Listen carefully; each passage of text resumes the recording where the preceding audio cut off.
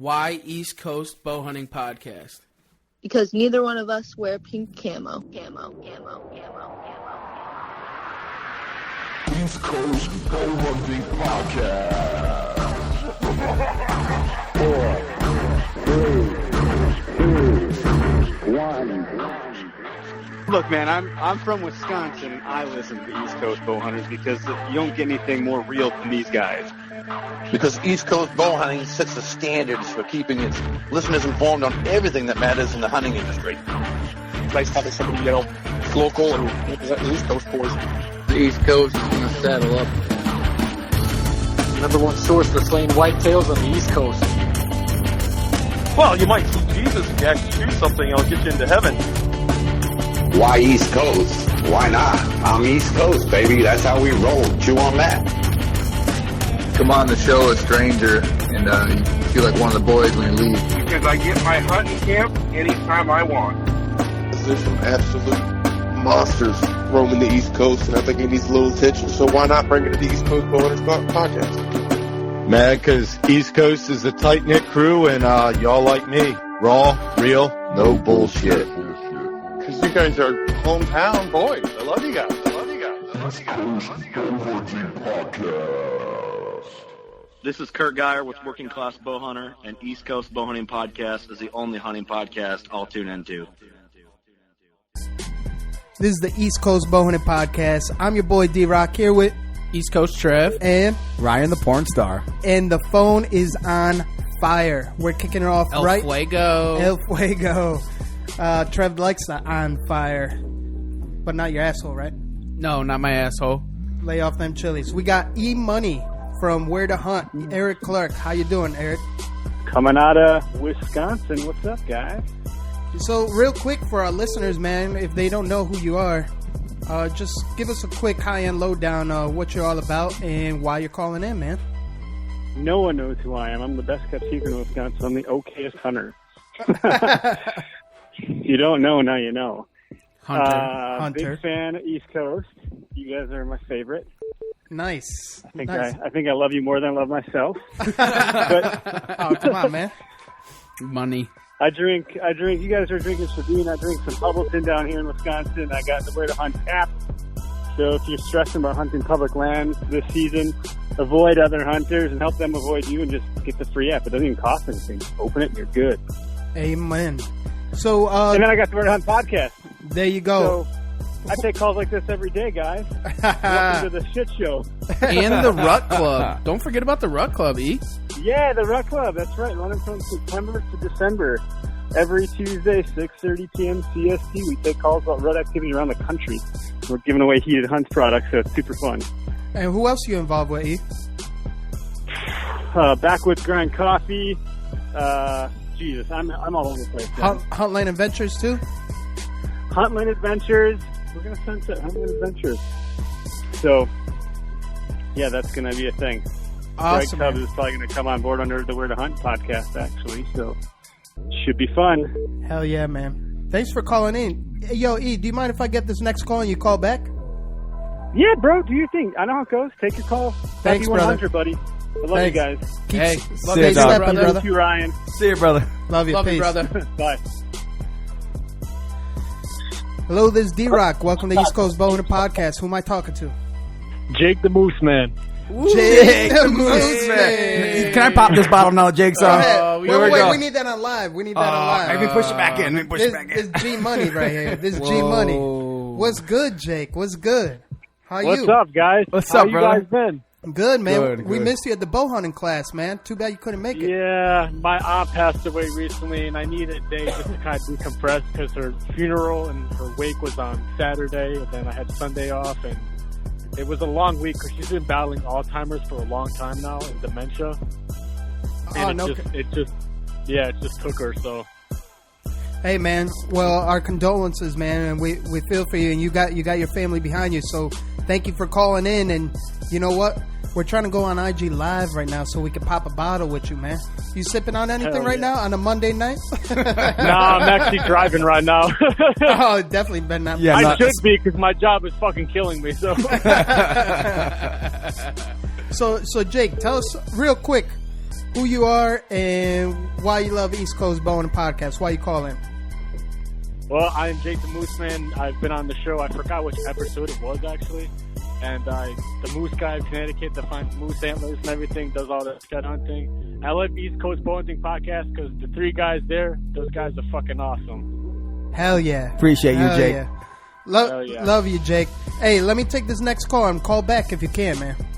Oh, yeah, they definitely. hung up. They hung up. You're staying on. You're staying on until next call. You're staying on. Oh, shit. It's going to be like this all night long. So what have you been into? Are you going to join it or go to any bowhunting classes coming up soon? Because there's a few Yeah, this I'm month. trying to get into another one, but the thing is, in my job now, we lost one of our biggest stores, or we're supposed to. So now they're making us work 6 days straight a week until further notice. So I only have 1 day off a week, which really sucks because I work like 12 hours a day. Damn. And yeah, I'm trying to get the hell out of that job. I applied to the DEP, Econ Police, and I'm still waiting to hear back from them right now.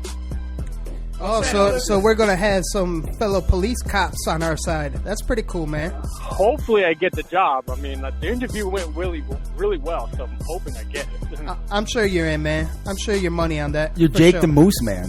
And just I for, know, that's what I told them, too. I brought the magazine with me, too, and they're like, yeah, we've seen that magazine before. I'm like, I'm sure you guys have. That's funny, man. Are we going to pop that bottle for Jake? Yeah. Oh, yeah, let's sure, ready? pop the bottle. This for you, Jake. You on IG? 100th episode. We pop Boom. the bottle. Yeah. Chug it. Don't let it go to Hell waste. yeah. Popping bottles. Hey, straight Woo! champagne. in Happy the 100, house. boys. It's been a hell of a year. Happy 100. Good shit. Hell yeah. Sipping on that bubbly. Oh, yeah. That one's for you since you're driving, so we'll take over for you. Yeah. He was the first person to ever shotgun anything on our show. Out of a moose antler, Oh, yeah. right? Yeah, that's right. We were at the Mohegan Sun Expo, the CT Outdoor Expo, and Moose Man came on for episode with Gary Hall, and he did a... What'd you do? Why don't you explain it? Your version's better. Basically, what I did was I took a gigantic moose antler and I funneled out of it with I think it was Angry Orchard that I funneled out of it, and I spilled it all over myself. Hey, Michelle, I'm going to come get some paper towels. East Made a Coast little Mama, mess. thank I you. see, Yeah, the Angry Orchard... East Coast Mama. The Angry Orchard Moose Shed Funnel was the shit.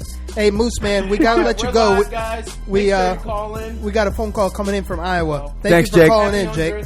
Yeah, no problem. Take it easy, guys. Happy 100. Thanks, man. Jake. Love you. Appreciate Peace. it, brother. Peace. All right, guys, we're on the 100th.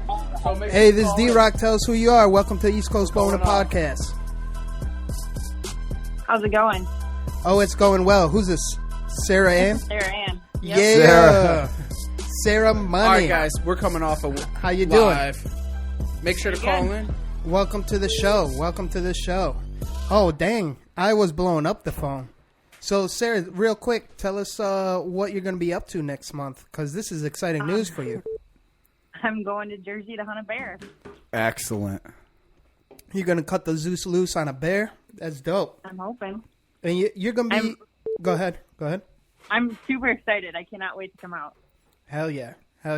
And you're going to be hunting with Tack Driver and the Zeus team, right? Yep.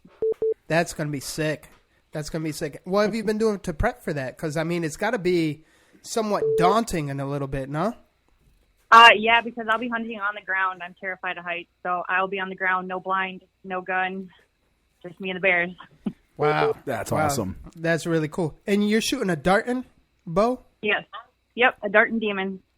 Basically, all I've been doing is just shooting arrows at like 20, 30 yards because I don't imagine they'll be much further out than that. Hell yeah. That's dope as fuck, man. We definitely look forward to seeing the end results because I know you're going to slay it out there for sure. I really hope so. You know what? I'll be traveling through down to Maryland, so hopefully I could swing by and say what's up and finally meet you. Well, that'd be awesome. Hell yeah. Hey, Sarah, real quick, tell us why you're calling East Coast Bowhunting Podcast. Because I absolutely love listening to you guys. You guys get me to and from work. Appreciate that. Greatly appreciate it. Yeah, thank you, Sarah. Hey, Sarah, we got another call coming in from Wisconsin. Feel free to call back later because we're going to be on all night. Yep. You guys take care. Be safe. Thank you, All Sarah. right. Love you, Sarah. Good luck. Peace. Yep. Thank you. Bye. Dang, we're missing calls. So many calls are coming in. blowing It's just up. it's It's just the three of us out of right control, now. man. I feel bad that we hung up on And Sarah. we got a special guest that should be arriving in 20 minutes. Oh, yeah, he says he's coming, huh? Where's he at? He's on the Here way. we go. Here we Wisconsin on the line. Wisconsin on the line. This East Coast Bowhunting Podcast. Tell us who you are. How you doing? Hey, what's going on, guys? My name's Kyle from Hudson, Wisconsin, up in the northwest side of the state, almost Minnesota. Awesome. Kyle from Wisconsin, almost Minnesota. How you doing, man? Good, man. Eric from Where to Hunt told me to give you all a shout today. Hell yeah. Do you listen to the show at all? I do, man. Been powering through it. I'm a machinist, so 10 hours a day, man. I got nothing to do but burn time. Awesome. I love the Wisconsin accent. All of our calls have been from Wisconsin, man. We got Wisconsin, we got Iowa, Arizona. Yeah. Arizona keeps on calling. Connecticut, too. I mean, shit. This we're rocking off right now, man. Really appreciate it, man. Yeah, no problem. Don't get caught in that trap. I know Eric had some prank calls from Arizona, I think, last time he was taking callers. So, hey, you know what? I suspect that to happen tonight for sure. You know what I mean? There's too many phone calls going on right now that I'm sure we're going to get one or two kind of prank callers. I'm kind of looking forward to it. Yeah, it's going to lighten up the show a bit. I mean, right now we're kind of controlled, so I'm looking forward to the time when we start using Ryan the Porn Star's safe word. Yeah, Kyle, you listen to the show. What's his safe word? Man, I honestly got to tell you, I'm about 8 episodes deep. Oh, okay. You're early. So the problem is I got hooked on working class bow hunter, and so I don't like starting new and like going old. I like to listen from 1 and go up. I'm sorry. But we get better as the year progresses. We promise. You have something to look forward to. I promise. Right on. But I did listen to your last couple ones. Pigman, Tim, and everything like that. So it's all good. But I do got some questions for you, bow hunting stuff, man. Go ahead, shoot. So Saturday was our bow opener. My wife and I got 2 kids and everything. We just moved to a house. We got 5 acres, and we butt up to about 50 acres. So I got permission to hunt everything. Our property is basically a travel corridor pinch point. So, I mean, with about 100 yards from the back window, I can just watch deer all through the day and everything like that. So I threw out some cameras in springtime and basically let them sit all summer and everything like that. Got a handful of deer. Saturday I went out. I had a little fork, 2 mature does, 4 yearlings, and then a fawn with it. And then my cameras also picked up a couple 6-pointers and an 8-pointer. But my question to you guys is talking to the other neighbors and stuff like that. One of the guys says more towards rut is when more of the bigger bucks come through. Basically, like I said, is a travel corridor. So my problem is, do I go sit out and smoke a doe and burn everything up, or do I just kind of wait? Across the interstate from me actually is about 250 acres of public that I can go hunt too. But I mean, it's nice when I can take a 7-minute walk to my stand at night, but I don't want to burn up a good spot, in my own yard and everything like that. So just trying to see, what you guys, from your experience and everything, what y'all think about, would be the safe route to go, or the best bet to go. Well, in my experience, this is Ryan the Porn Star, by the way. They have not used my safe word yet, but actually my property is the same thing where I live. I have 5 acres. I've got private land all around me, hundreds of acres, and I've got the same thing, a transition area in my yard. And in my experience, there's no problem taking a meat doe out of there, because if you take a nice mature doe, whatever, taking a nice mature doe out of there, all it's doing is just leaving more food for the rest of the herd. So I've never had any issues taking a doe off my property. Never had it hurt anything, and like you were talking about yourself. Once rut comes, all these bucks are just going to come out of nowhere. You're just gonna have bucks you've never seen before, and it's just gonna be a game changer. But it looks like East Coast Trev's got something as well. Yeah, I mean, I can't agree more with Ryan. What Ryan's saying. I have a couple of properties that are one and the same, and those big bucks tend to move in around the rut time. And I have no problem taking the doe off of it early season, letting it rest for a couple weeks, and then hitting it hard during the rut. Because the rut, they're not even thinking about that. You know what I'm saying? Once it's done and over with, it's done and over with, I think. Yeah, I don't want to taint the area, necessarily. I mean, I can pull it out and gut it out, but I just don't want to, sour any area, especially being just kind of a tight pinch point and stuff like that. Paint it red, brother. Paint it red. Yeah, paint it red, dude. I mean, I don't think you're not really going to mess anything up, honestly. And sometimes you can, if them big bucks are in the area this early in the season, now's the time to get them before they get a little bit known to the tricks of what's going on too. So don't be afraid of that neither. So right on. Heck yeah. Well, I definitely appreciate it, guys, and definitely congrats on 100 episodes. I mean, it definitely takes some dedication, and I mean, like I said, I've heard you guys all around the scene and everything like that. So you guys are killing it, and I definitely appreciate your approach. Just being the stand-up guy and just the no BS.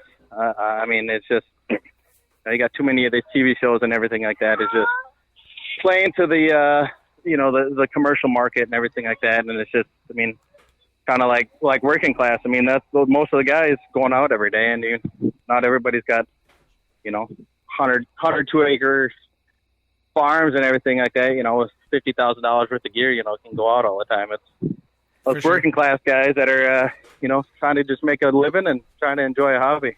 Hell yeah.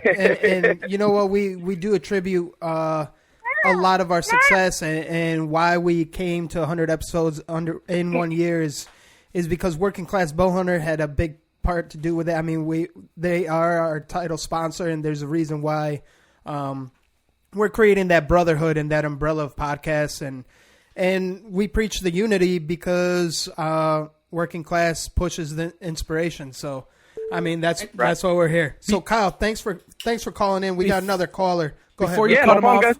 Man, if you got any questions, bro, please feel free to either reach out to me, D-Rock, or Ryan, man. I'd love to help you out if you have any questions or concerns later on in the season. Honestly, please feel free to hit us up. Hit us up through For social, sure, guys. man. We'll always answer. All right. I appreciate it, guys. Thank you much, bro. All right. Take it easy. Bye. Do we have another caller? Oh, we just missed it. Oh, man. See, Trev, I try to get off the phone and you extend it. Trev's bloopers. I'm sorry, but I wanted to give him my personal. You could have just said hit us invite. up on social. Hey, Kyle, he meant to say just hit us up on social anytime. Fine. You know what? Short I and won't sweet. be a fucking nice guy then. Short and sweet. Well, short and sweet. We keep it simple. So I want Good to cop, bad cop. Take us back before we get another phone call.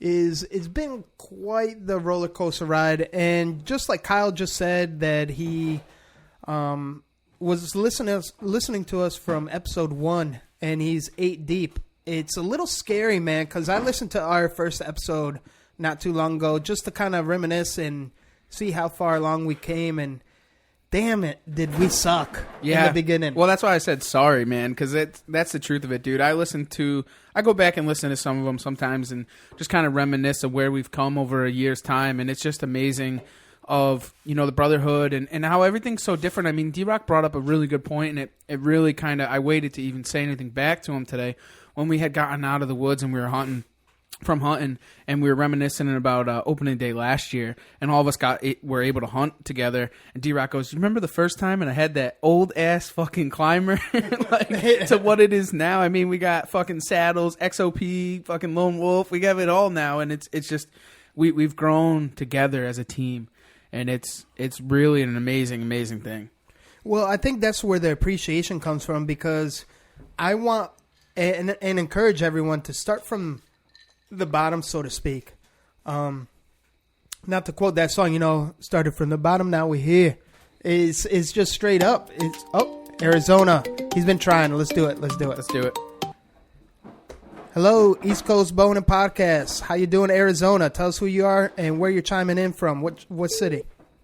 Hey, I'm good, brother. This is Stephen Clark. I'm actually calling you from Front Royal, Virginia. Oh, why you got Arizona numbers, Steve? Yeah, I'm lazy. I haven't gone through and changed my number since we moved out from the West Coast. So, well, welcome to the podcast, man. We got to have your own episode one of these days, sooner than later, man.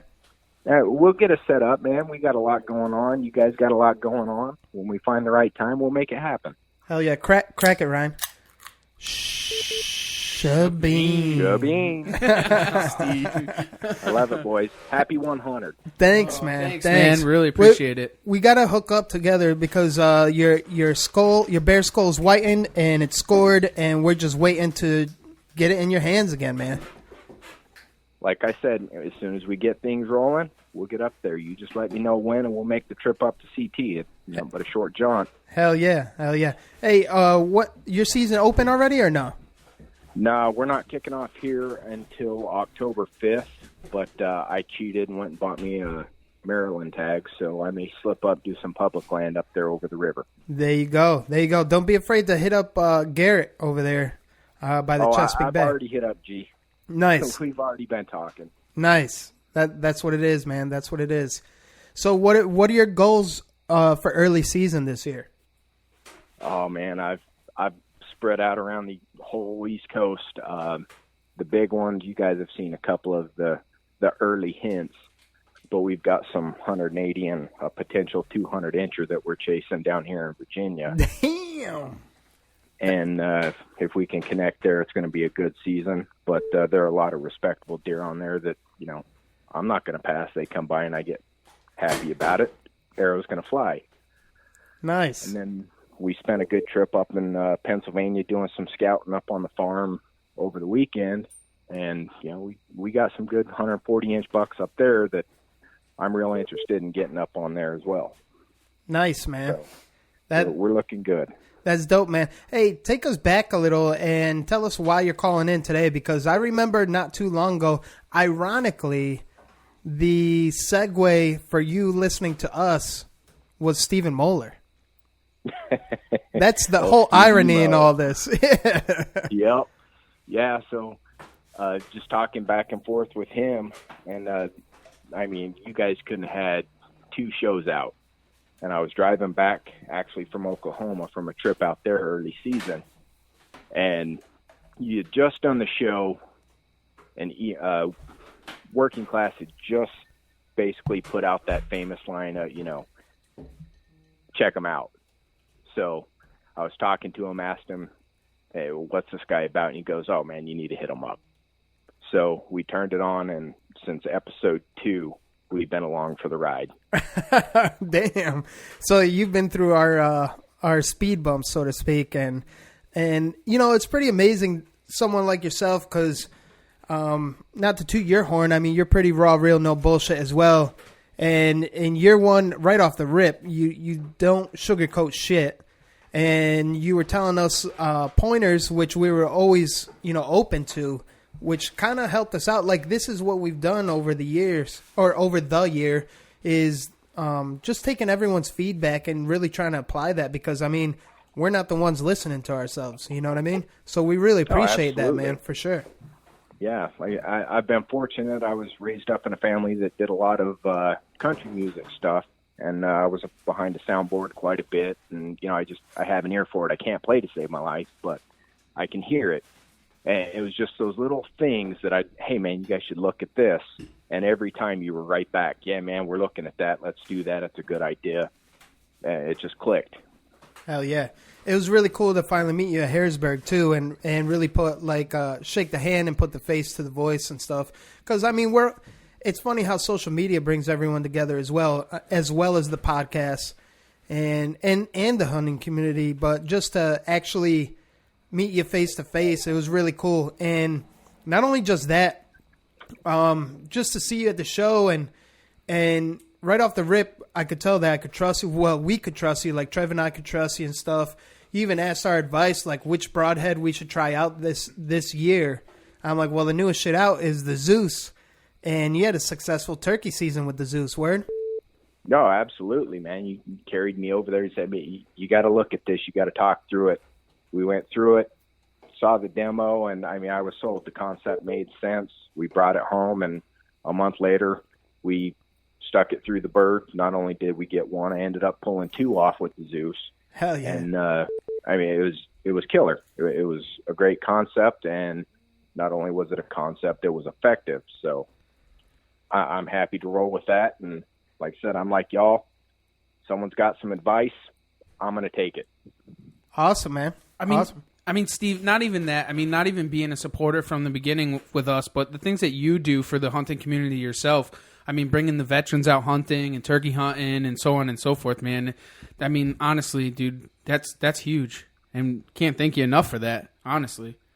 Oh, no, I thank you guys for that. There's a lot that goes on in here that you guys inspire me as much as I can inspire anyone else. And if I can pass this on to one more person and help change their life the way that the outdoor has changed mine, then, my journey's complete. So every chance I get to bring someone in new, I'm going to. If I get a chance to help someone to work through some stuff, teach them something new, even if it's just a hard time they're dealing with, nothing centers you like the outdoors does. So your guys' story and your push for unity and all of the hate, all the bashing, get rid of that. It doesn't belong here. I'm right there with you guys, and I'm going to push that 100%. Amen. Hell yeah, man. Thanks for calling in. Yo, Steve, I mean, anything we could ever do for you, just reach out to us, man. And like I said, we're definitely going to get your own episode on here because it's long overdue. I just can't wait to share deer camp with Steve. Yeah, it's going to be crazy. It's long overdue, man. It's long overdue. Hey, we're going to make it happen. Like I said, I've got some eyes on some big old bruins up here in the Shenandoah Valley for Trev. So when we get that creased out, he's got to stand with his name on it. I appreciate that, nice. Steve. Maybe next year it'd be nice to go out there and get a Virginia bear too. But thanks for calling in, Steve, man. And feel free to call later on because we're going to be on all night, brother. Hey, no worries. We'll definitely do it. You guys keep trucking along, and you got my support. All right, word. Thanks, Stay slaying, brother. Thanks, Love Steve. you. Stay slaying, brother. Stay stepping, boys. Welcome to East Coast Bowhunting Podcast. Who we speaking to? Yo, what up? This is Cliff from NYC. Cliff, what's good? What's good in the hood, my brother? Damn, nice to hear your voice, man. Thank you. Nice to hear y'all outside of the podcast. Hell, you know what? Real quick, tell our listeners who you are exactly, so this way they get a good picture of who we're talking to. All right, what's going on, everybody? This is Cliff, a.k.a. at Urban Archery NYC on the gram. Just a fan like the rest of y'all listening to these brothers do their thing. Hell yeah, man. Hell yeah. Hey, when your season start? Did it start already? October 1st, brother. I'm itching. Itching hard, I bet. Hey. I'm a married man, so I don't itch like that. Not anymore. Oh, yeah, there you go. You said something wrong in front of porn star. Yeah, right. Sorry. Ryan the porn star is on the line, so he laid it out there perfectly. Yeah, you know what I'm saying? Speaking of Ryan, dude, I keep sending you my nudes and you haven't hit me back, bro. I haven't gotten your nudes, man. You're supposed to send those to Trev. Oh, all right. Oh, my bad. I was hoping to get, my wife was talking about me getting on the casting couch, so I figured I'd ask. Maybe you're sending to the wrong place. You send it to me. We'll see what happens. All right. Yeah. Ryan, he's not just a porn star. He gets around. He just finished.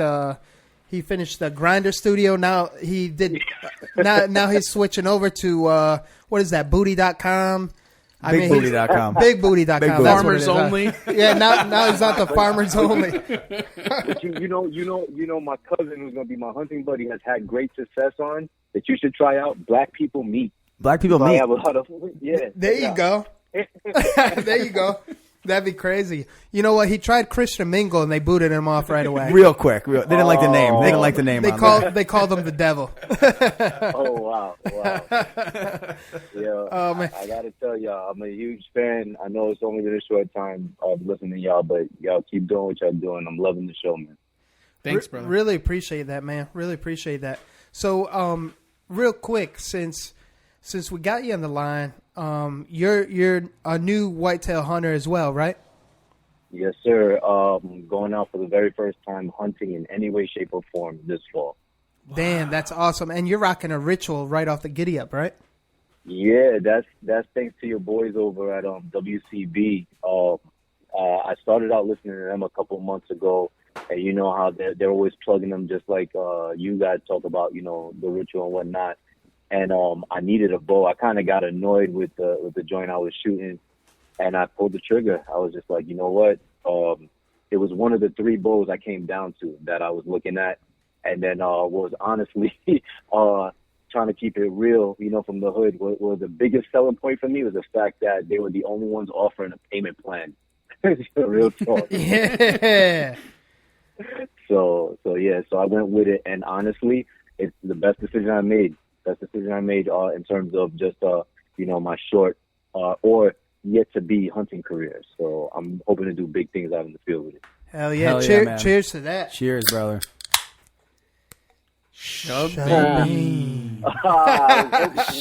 Bean. Actually, the one that I just cracked, shout out to Timeout Outdoors out of Detroit, Michigan. They're another podcast, and they're a bunch of firefighters. They sent us a bunch of beer. This one's from Grand Armory Brewing, and it's called Wheezin' the Juice. Nice. You said Time's Up Outdoors? Yeah. They're a good bunch of dudes. I DM with them back and forth a lot. Nice guys. You know what? That is dope. One of the things that I love you guys do is always giving shout outs to other people, other podcast guys that you have on your shows and whatnot. I truly appreciate that. Lets me know who else I could be listening to, you know, when I'm caught up with you guys. Hey man, we're all big family, and that's the one thing that I know it sounds kind of corny and cliche that we preach unity and the greater good, but at the end of the day, every conservationist, hunter, angler, outdoors person, even a hiker, camper, damn it, even the bird watchers, we all love nature and we want to indulge in it. So I don't know why people tend to segregate, because our community is so small as it is. So maybe it derives from, you know, not to take it here, but I'll just touch on it, but maybe it derives from religion, you know, and that's something that you learn right off the rip as a young lad is you really want to bring community together. So why not bring that into the hunting community? Because it's such a small knit group as it is, that to not do that makes no sense at all. You know what I mean? Right. I could truly appreciate that. But the thing is, you know, it's, in all honesty though, it's what I've noticed is as I've encountered many people in the hunting community, I had hoped it would be different. But I think the things that we go through in terms of dealing with haters like you guys deal with, you know what I'm saying? It's with any field, and when it comes to social media, unfortunately, is as you guys grow and get more and more successful, they only want to throw salt in the game. You know what I'm saying? Yeah, I know what you're saying exactly, man. And we appreciate you, man, for real. Hey, I got another call, Cliff. You mind if I drop you and pick up this next call? Nah, no worries. I appreciate you guys even picking up this one, bro.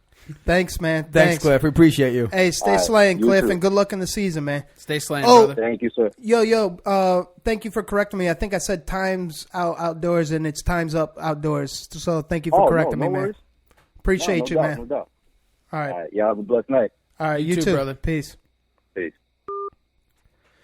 Damn. So we're just firing off right now. Yeah, man. How many missed calls we got right now? Too many.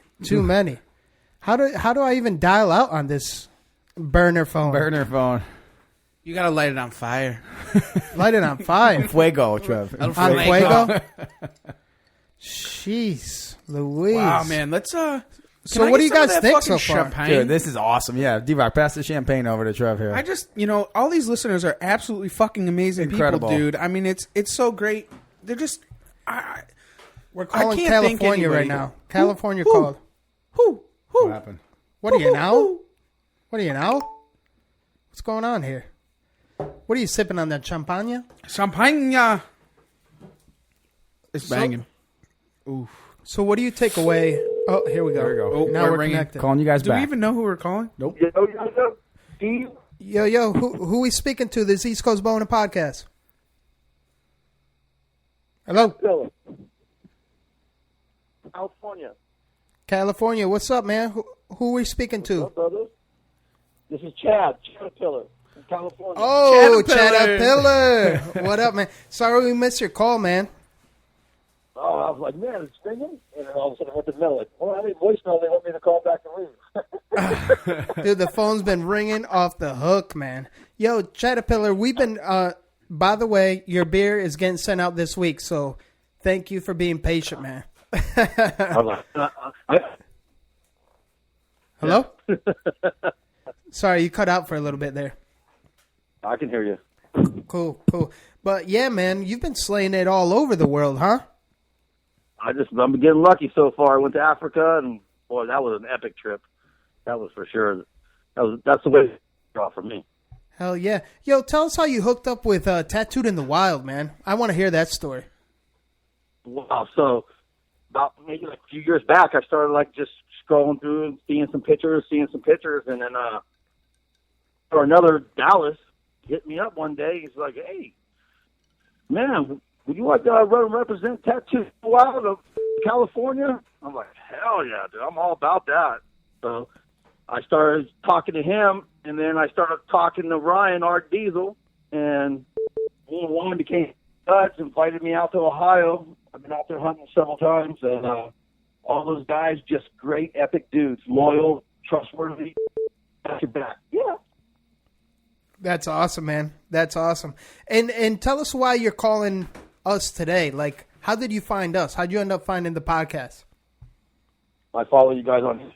I follow D-Rock, and I said, you know what? It's 100 episodes, so this is the time to call in, get on TV. Hell yeah. Hell yeah, man. Yeah. So for all our How's the weather listeners, over oh, it's actually really nice, man. We were out in the woods all day. Trev was in the water for the morning, and he joined me and Ryan for a afternoon hunt afterwards. So it was pretty dope. A very eventful day. We hit the woods hard, got blood on the ground. Trev had a lot of fish to bring home too. So I mean, it's all around really good day, and we're celebrating 100 episodes, man. Doesn't get any better than that. Talking to Caterpillar out of Cali. You should have got the trailer going. Hit the little surf and turf. Hell yeah. Hell yeah, man. Oh, man. Right on. So, you guys going out to Ohio this year? Oh, yeah. I'll definitely be out there. I don't know if Trev's going to make it out there because I know he's got was it Alabama you're planning? Yeah, Alabama, Virginia. I got a couple different ones, so if I can make it, I'm trying to. Ryan keeps trying to talk me into it, but I'm not sure yet. Up in the air. I'll make sure I start doing the extra push too. Yeah. There you go.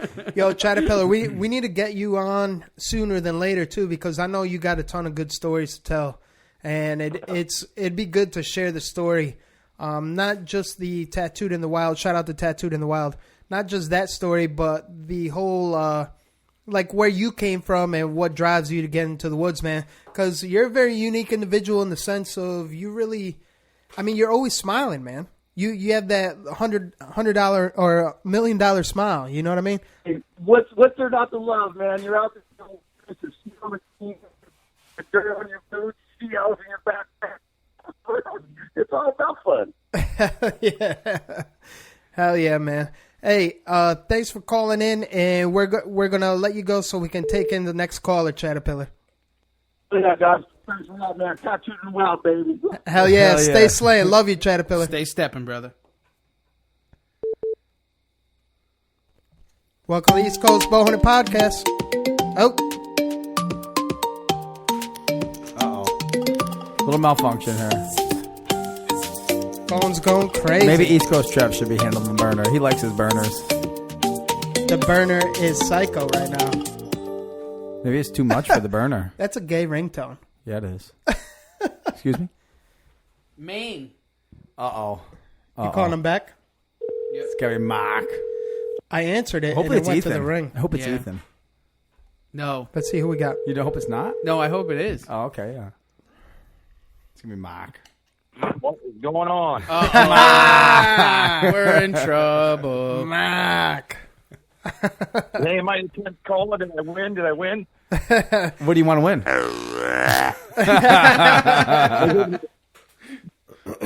Oh, man. What up, Marky Mark? So I'm just turning them up from the shop, slaving away. There you go. That's why we hired you. Nice job. Can you turn it up a little? Yeah. Hell yeah! This way I can hear his sultry voice. How you doing, There you Mark? go. There we go. That sounds a lot better. We're on the Blood Series 2.0 right now. Oh, nice. I might have to dip Yeah, into yeah. one of those. Yeah, I like the green one. Just saying. My Yeah. Christmas list. You can put that on my Christmas list. Know what really intrigued me, Mark? Actually, for our listeners out there, or probably not the first-time listeners, just tell us who you are real quick and where you're chiming in from. Mark Vogel from Northeast Game Calls up here in the great state of Maine. And I build all you guys your specialty calls. And we're doing the Evolution Series grunt call right now. And one of the reasons I was calling is I want to thank everybody that, supported you guys and me by, buying one of these brand new Evolution Series grunt calls that are just a fantastic call. I mean, I really can't explain them over the phone. They have to go on the website and kind of look at them and see why they're so special. And for anybody that hasn't bought one yet, what the hell are you waiting for? I mean, these are the best grunt call on the market, bar none. I do have to agree, man. You caught Tim Sylvia's attention, actually. And go ahead, crack it. Yeah, that deserves a shabeen. And, Absolutely. And you know what? You know it's a great call if you're already sold out. What was it, like not even 2 weeks into it, and you had to turn out some more? Yeah, not even. I mean, within the first week, we had 20 of them listed, and they were pretty much all gone. I think there was 4 left. And I put another batch on, and quite a few of those left, and I loaded another batch last night. So I think there's 10 or 11 left right now, but they're moving as fast as I can build them. Hell yeah, hell yeah. And what really intrigued me is we had Billy Sylvia on not too long ago, and he sent out something special that really caught mine and Trev's attention. I don't know if you got the material yet or not. Yeah, he sent me out some quahog shells. I think they call it wampum. Yeah, that's insane, man. How Yep. creative is that? Yeah, it's pretty creative. I'm not sure what I'm going to do with them yet. I'm kind of messing around with them a bit, but they're hard as a rock. They are a shell, so I'm not sure if I'm going to be able to implement them into a call for them and get them turned out. I'm not sure. I'm still playing with the idea of what we're going to do with them, but I'm going to try to head down that path and get him something with those shells because they got purple and white in them. They're really cool looking shells. Hell yeah! I wonder if you crush them down into more like, like little like shards of clamshell, and then get them in the call. That would work out way better. Yeah. But would Yeah, exactly. Yeah. I think if I go with the big pieces, I'm going to end up wearing one of them. Yep. Hey, Mark, while we got you on the phone, can you tell everybody the big news and the dates when you're going to come and see us? Yeah, we're definitely coming down in October. We're going to come down and do a little hunting down at deer camp with you guys in October. We're going to come down. I think it's the second weekend of October we're coming down. Awesome. And we're going to come down Thursday, Friday, Saturday, Sunday, and then try to make at least 1 or 2 more trips. 1 more for sure, but hopefully we'll be down there 3 times for you. I want to come down 1 more time right before the pumpkin patch hatches. Awesome. Actually, you know what? It'd be cool to hit up a piece I got just outside the pumpkin patch farm. We're not allowed to hunt the farm itself, but the pumpkin patch goes into the woods some, and they tear that shit up, man. It's crazy. It's crazy. Yeah. So Ethan tagged out tonight. He got one. He slayed the doe, so he's pretty happy. Nice. Yeah. I don't know if we could say where he slayed the doe, but that was a pretty badass shot that he made. How close was that shot? Do you know? It was. It was a 38-yard shot, and it dropped where it stood. So, but yeah, Wow. he's pretty excited, and I gave him shit because I'm like, I didn't know you were going hunting. Thanks for inviting me, Dude. If he can, because he's been dipping into the Euros, right? Yes. If he can, he should Euro that mount exactly how it lies. It would be awesome. Yeah, I agree. It'd be awesome. Yeah, I totally agree. It'd be something else. I've never seen anything like it. No. You finally get the text I sent you of your Fabio pen. Oh, by the way, that Fabio pen is insane looking. Like, I haven't been on my phone the past couple nights because I've been kind of under the weather and shit and then hunting hard. And actually, we're on the podcast. It's the 100th episode. I had my first ever Trev's blooper, like serious Trev's blooper. Nice. Yeah, Saturday night. Opening day for private land in Connecticut was Sunday. September 15th. So Saturday I ended up getting sick. Saturday night, I kind of, toughed it up, went to my deer camped. It ended up raining that night. So I took extra precautionary steps and, got good rain gear and stuff. Took some cold medicine, set my alarm clock. I'm like, I'm going to get Fabio because to Fabio's spot, my deer camp is about 4 miles away from Fabio's spot. And I definitely had to get up early enough, like at 4 a.m. So I set my alarm clock, go to sleep. I wake up, had the best night's sleep of my life. And I wake up, the sun's shining, the birds are chirping, I feel good. And I come to a little bit, I'm like, I feel great. I'm like, why is it so fucking bright out? And I look at my clock, and I set my alarm clock for 4 p.m., not 4 a.m. And it was already 9:30, and I had to pick up my kids at 10:30, so I didn't get to hunt on opening day private land in Connecticut. That's not a Trez bloopers. That's that's D-Rock time, bro. D-Rock Ooh, time. I like that. That is D-Rock time, right. That's A not little late Trez for everything. bloopers. Yeah, that's not Trez blooper, Since bro. I was on D-Rock time, I should have tried for Fabio anyways. Yeah. Eventually he's like, D-Rock will be here. Yeah, D-Rock will show up eventually. He always shows up. I did the same thing when I was a young kid. I went to a party and partied my ass off and got home and went to bed and had the best night's sleep and I heard the phone ringing. And at the time we had party lines back then. My parents were out at camp and I'm like, who the hell is calling at this time of morning? So I ran downstairs and got the phone. It's my mother. And she's like, where have you been? I'm like, sleeping. You know you haven't. I'm like, I've been sleeping. She goes, it's 6 o'clock. I'm like, I know. Why are you calling? She's like, it's 6 p.m. I'm like, it is not. I actually, after I hung up, had to call the operator because back then you could. I'd be like, what time is it? She goes, it's 6 o'clock. I'm like, a.m. or p.m.? That's funny, man. Long pause. She's like, p.m. I'm like, holy shit. I slept right around the clock.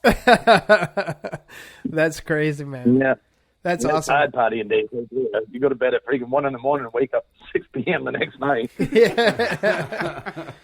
Hey, real quick, tell us, since you've been through the whole ride from day one until now, tell us your favorite part out of the whole year that you had like a light switch turn on, like, damn, maybe I did do the right decision on hooking up with these hooligans. I think it was after we did the first Blood series, and again, you guys are still just coming on. And obviously, the camaraderie at camp really hits the best for me. That's when I get to meet you guys. And then, like you said, I was first or second to sign on. And after we launched that first Blood series from what we talked about at camp, and then to see how much pull you had with your listeners to get them to come forward and support you and support me. And then to see you guys grow by, listening to the podcast and go from, just an average guest like myself to people that are actually, big to-dos in the hunting industry. I mean, they're actually taking notice as well and want to get on the podcast and share what they know, which is nice for some of the younger hunters or even somebody like myself. I'm just new to bow hunting, so I listen. You can always learn something. So that was probably the aha moment is after we launched the Blood series and start listening to the podcast and watch it grow. And I know it didn't grow on its own. I know you guys all put a lot of time and effort into it. It isn't something that happens overnight and on its own. By talking with you guys and chatting about how much legwork goes into that to get your guests, to track them down, and then to do all the work ahead of time. You just can't get them on the phone and go, hey, how's it going? You've got to research them and write notes down and what to ask and, to make it an informative show so that we want to listen. And I think you guys have done a fantastic job in doing that. Appreciate that, Mark. Hey, you mind if we drop you and take the next call, Mark? You might as well. I'm not that important. It took me a half hour to get in. Thanks, Mark. Thanks, Mark. We love you, man. We'll talk to you, Mark. Love you, brother. You get it. I'm going back to work on the Blood series. Stay stepping. Welcome to the East All Coast right, Bowhunting Podcast. Hello. Missed it. That was Mark. They come too hot, man. Yeah, they come in hot. Dude, it's hard to keep up. Here, I'll call him back. Hot like Mark. Stop yelling in the microphone, Sorry, butthole. No, not yet. Whoa, Man, no, he's not at the butthole yet. You want this bottle back, Trump? Yep. Shabim Burp. What's up, fellas? What's going on? Who we talking to? That's Salter. Salter. Field reporter Mike Salter coming in with some news. The breaking news. What's up, Mike? I don't have any news. The season's on. Get out there and make your own news. Hell yeah. shit. You heard it first from Mike Salter. Shit just got real. Shit just got real. Speaking of that, D-Rock, congratulations. First blood today, huh? Thanks, man. Thanks. Yeah, it's first blood off a saddle too. Actually, Nice. Very nice. first blood off a saddle and the Zeus too. I mean, I got turkey with the Zeus, but it's nothing like a deer, man. I don't know. I mean, I take nothing away from turkey hunting because turkey hunting is super interactive versus like deer hunting. You just have to be a total forest ninja, and it's just crazy. Actually, if you don't mind, man, I'll take you through the story because no one's heard the story yet. Actually, so Mike, tell us real quick before I get into the story. Tell us who you are and what you provide for the podcast. I'm Mike Salter. I actually met you guys kind of through Trev. I met him through another group here in Connecticut almost 2 years ago now. So, since you guys started, I've been sending Ryan a bunch of news that you guys put on for the podcast, and just been helping any way I can and, promoting for you guys because I think you're doing a good job. And Not even that, but you go to every single outing that we have Hell yeah. or we're involved with, Mike. Hey, it's fun, man. I mean, hunting's fun. Anything to do with hunting's fun. So, the stuff you guys have done has been great, and I really appreciate what you guys have done. My wife just took the bowhunter safety class you guys put on, which is awesome. And congratulations to that because that is so cool, man. That is so cool. It was nice to see how many young folks and ladies were out there, not even supporting the podcast, but supporting bow hunting specifically. It was really, really endearing just to see the class. It was a really good turnout, man. I was surprised actually at how many older people were there. I mean, the age spread was incredible in the class. Right. That was pretty awesome to see maybe some people that have been hunting a long time but haven't been bow hunting. Yeah, you're right. You're right. And it's just pretty cool how, like you said, even there was like a few old fogies in there and they were kind of just asking about the podcast. And I would let them know. I'm like, because it's a little progressive, and I get along. Most of my friends are older, aside from like you guys. And I let him know. He's like, "Oh shit, son." He's like, "We've been swearing since we been in diapers." So I'm like, "All right." I'm like, "So maybe this is for you." And he's like, "Just tell me where to sign up." And when I said iTunes, iHeartRadio, they're like, "Huh? Who?" 101. What? I'm like, you know what? I just gave him the website because you could find us on our website as well, eastcoastboning.com, and you go to the menu section and click the podcast. And you can listen to us there. So that's pretty cool, man. It was really cool to just see the camaraderie of the bow hunting community just come together. And then to get Marcus from DEP to kind of chime in and believe in the podcast too was really nice to get the state involved. And it's nice to have the state of Connecticut having our back as well. Because you're doing something right. The state of Connecticut supports you. You know what I mean? Before we get lost in conversation, Mike, we can't thank you enough for what you do for us day in and day out, bro. Honestly. Hey, man, it's nothing. It's really nothing. I enjoy it. I mean, one of the things, I do a lot of reading, and anything I can pass along to anyone. I send stuff along to my buddies all the time. So, it's, to send stuff along to you is just part of what I do. So. Hell yeah. So what are your goals for this season? Have you gotten out yet? I haven't. I had that clam bake club yesterday. So how'd that go? It was good, man. We serve almost 300 people. So. Wow, great turnout. Yeah, and we're a small club of only 35 guys, so it's a heavy lift for us. So, but it's fun. It's a long day, but and then I did the family thing today up at the Big E, so that was fun. Oh, nice. I'm looking forward to that too. Yeah, well. Your stomach might not, but that's the only reason you go to the Big E, so you feel like shit later, right? That's right. Then you gotta burn it off hiking in the woods. Hey, Mike, we have another call here, man. We're gonna let you go, and thanks for calling in, man. We love you, brother. Thanks, man. Take care. Love you, All Mike. Right, later, brother. Love you. See ya. Welcome to the East Coast Bowhunting Podcast. Who are we talking to? What's up, motherfucker? Ryan David. Chubby. What are you doing, you crazy motherfucker? Just got out the woods and just cracked me a John Beer. Hell yeah. That's the way to do it. That's what's with up. y'all? How's opening day with y'all? Oh, that's G. That's not even. Oh, this is G? G? Yeah, motherfuckers. Who you think it was? Oh, we thought it was Ryan. We thought it was Ryan at first. You sounded like Ryan. Oh, shit. All right, callers, you're not going to get any more time on the phone. So, for all, actually, why don't you break out the Facebook Live right now and let people know we're on the phone with Garrett. It's going to be a little while. We're going to be on this for a little bit, actually. I don't want people to keep on chiming in. I've been writing down numbers to call back because I feel so bad they've been calling in. It's been blowing up. Here's right another now. one right now. Arizona, I feel so bad. Going on that. I like it. I like it. Man. Oh, yeah. G could also call back late night.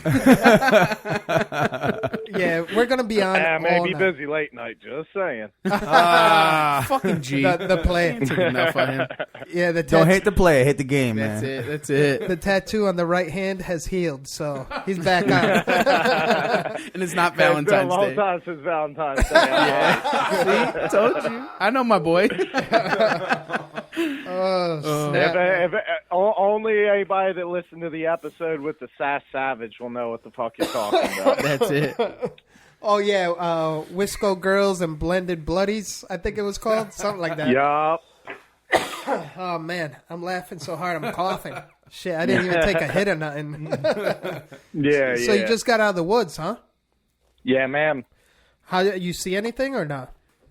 I did. I went to the spot I was initially going to. I pulled up and they were disking. Just got done chopping the corn and were disking, and was like, "Well, this is kind of a waste." So hightailed to another farm. I didn't have much time after work, so I didn't go out to one of the public pieces. I just went to one of the few farms I got left.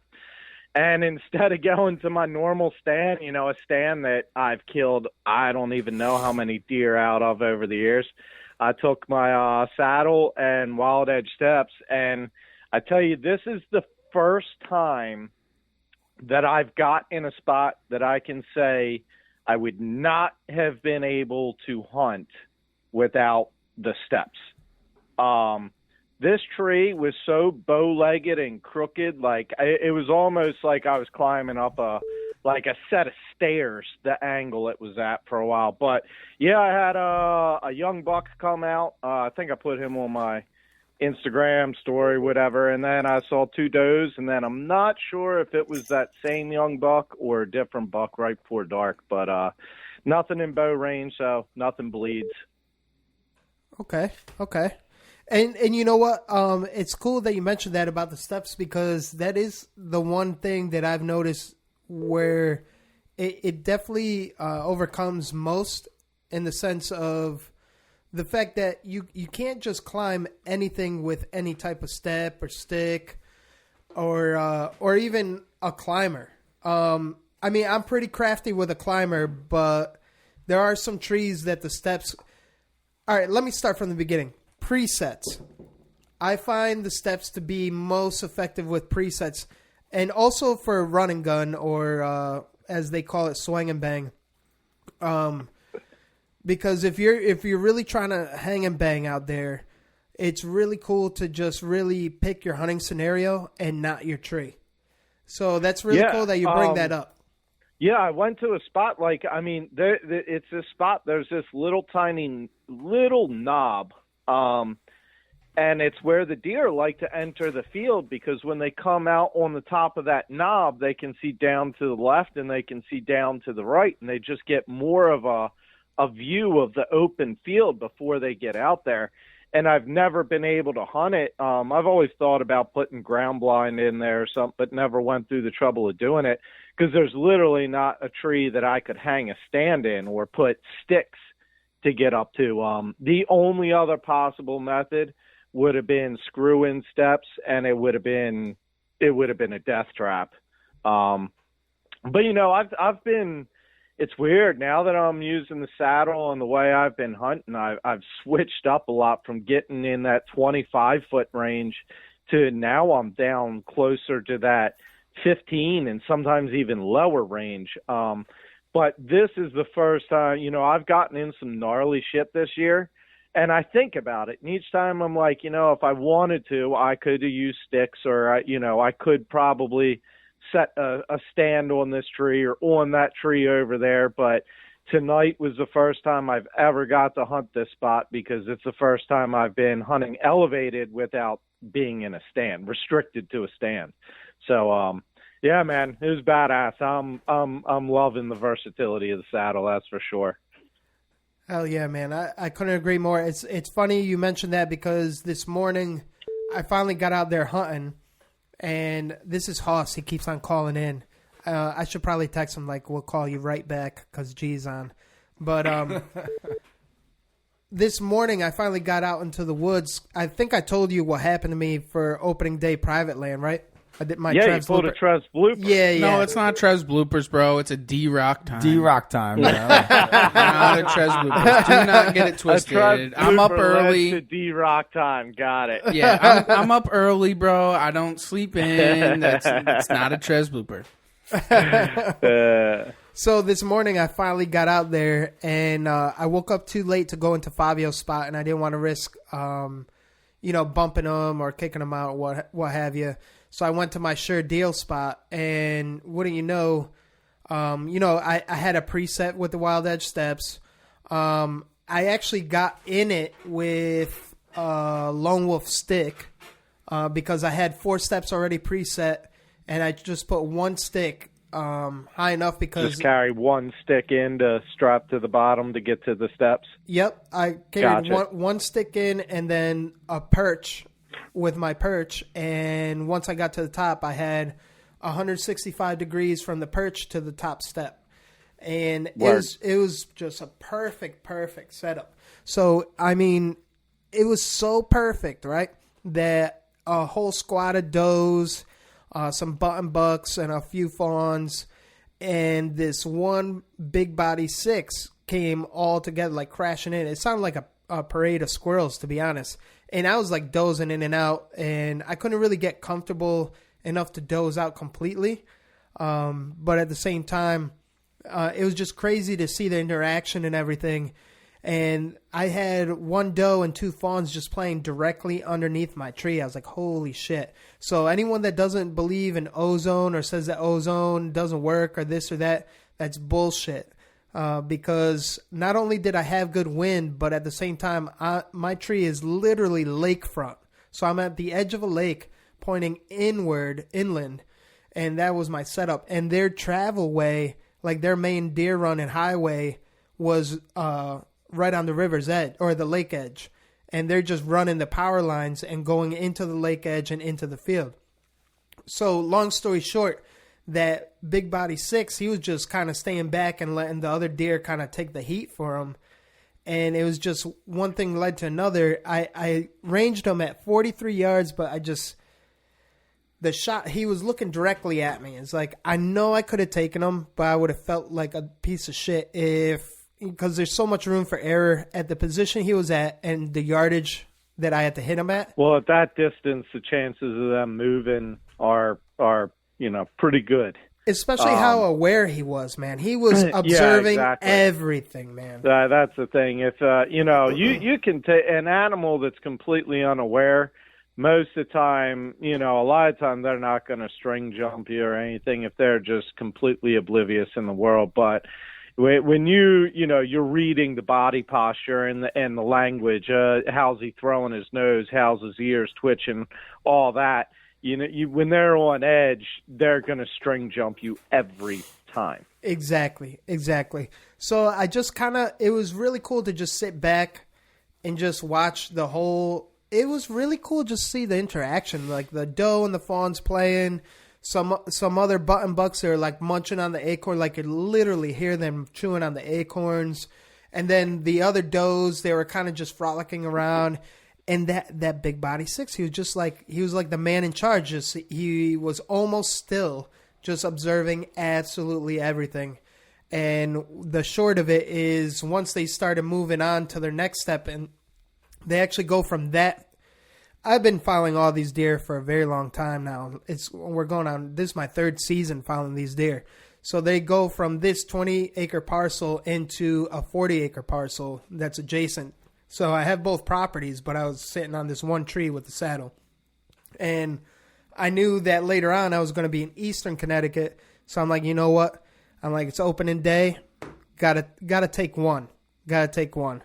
So I took one of the does. Wasn't the biggest doe, wasn't the smallest doe, but it was my first kill out of the saddle, and I was happy with it. And the Zeus. This is the one you had the lethal shot at. Yeah, yep. Well, and I'm a firm believer that ain't no camo effective until it's got some blood stains on it. So I'm glad you got some blood stains on that new camo you rocking. Hell yeah. And yeah, because I made it happen with you might as well call it the modern assassin saddle, man. That's the only place I've seen my camo yet. You know what? That's crazy. We won't go into that one, but man, it felt really good. We got something coming for y'all. Hell yeah. It felt really good, though, because that's the only saddle I ever wanted, and I got to hunt out of it, and I got to put blood on it. It was just really cool. And then I cut the Zeus loose, and no lie, it was man, now I'm going to roadblock. I think it was like 28 yards or something like that. And no lie, the doe maybe ran 15 yards and collapsed. And the best part about it, man, this is the kicker. This doe had little nubbins, like it was going to be a horned doe. That's the kicker. No lie, had a vajayjay and everything, but it had little I was going to say, did it have bumps like it was going to have balls? No. He checked. Nah, I had to do a double take. You had to give it a little pat. Because coming up to it, I saw the little nubbins on the skull. I'm like, oh man, this is a button buck. I'm like, I could have sworn this is a doe, and because it's not a small deer by all means. I showed you the picture of it, and once I lifted the leg, I'm like, what? No lie, I had to really. I know this is a little perverted, but I had to feel around to make sure that it was a female. You know what I mean? I was like, damn, this was going to be a horned doe. Yeah, antler doe. Man, if only you knew some guy that did Euros. I mean, that could be a pretty cool doe, but I just hear about the promos for some guy up there, and every time they just say he sucks, so I don't know. Yeah. We should look around for someone else. Yeah. There might be someone up there. Yeah. I heard Chris Brockett's good. Chris Brockett's check a real him out. nice job. You should go to him. So what's up, G? Yo, actually, Same old shit, Shabinin, brother. Hell yeah. Yo, tell us real quick about the past year. Like what stands out the most for you on the past year on the podcast? Personally, though. Fuck, dude. I guess the first thing that came to mind is growth. And I mean that in many aspects. I mean, look at what you guys have done and how much you've grown. Look at how much the community around not just this podcast, but podcasting and just the industry, the community that we've kind of built up together, the friendships that we've built together. I listened to a couple East Coast episodes earlier today, and I'm not sure which one it was, but the beginning, Trev was talking about he completely switched up his tactics as far as trail cams. He's not using bait. He's going to natural travel. He's not hunting these same lock-on stands. He's taken everything that he learned and has grown as a hunter. And I have as well. If you ever think you know everything, you already done fucked up. I don't even want to talk to you. There's always shit to learn. And yeah, so the past year, the first thing that comes to mind is growth.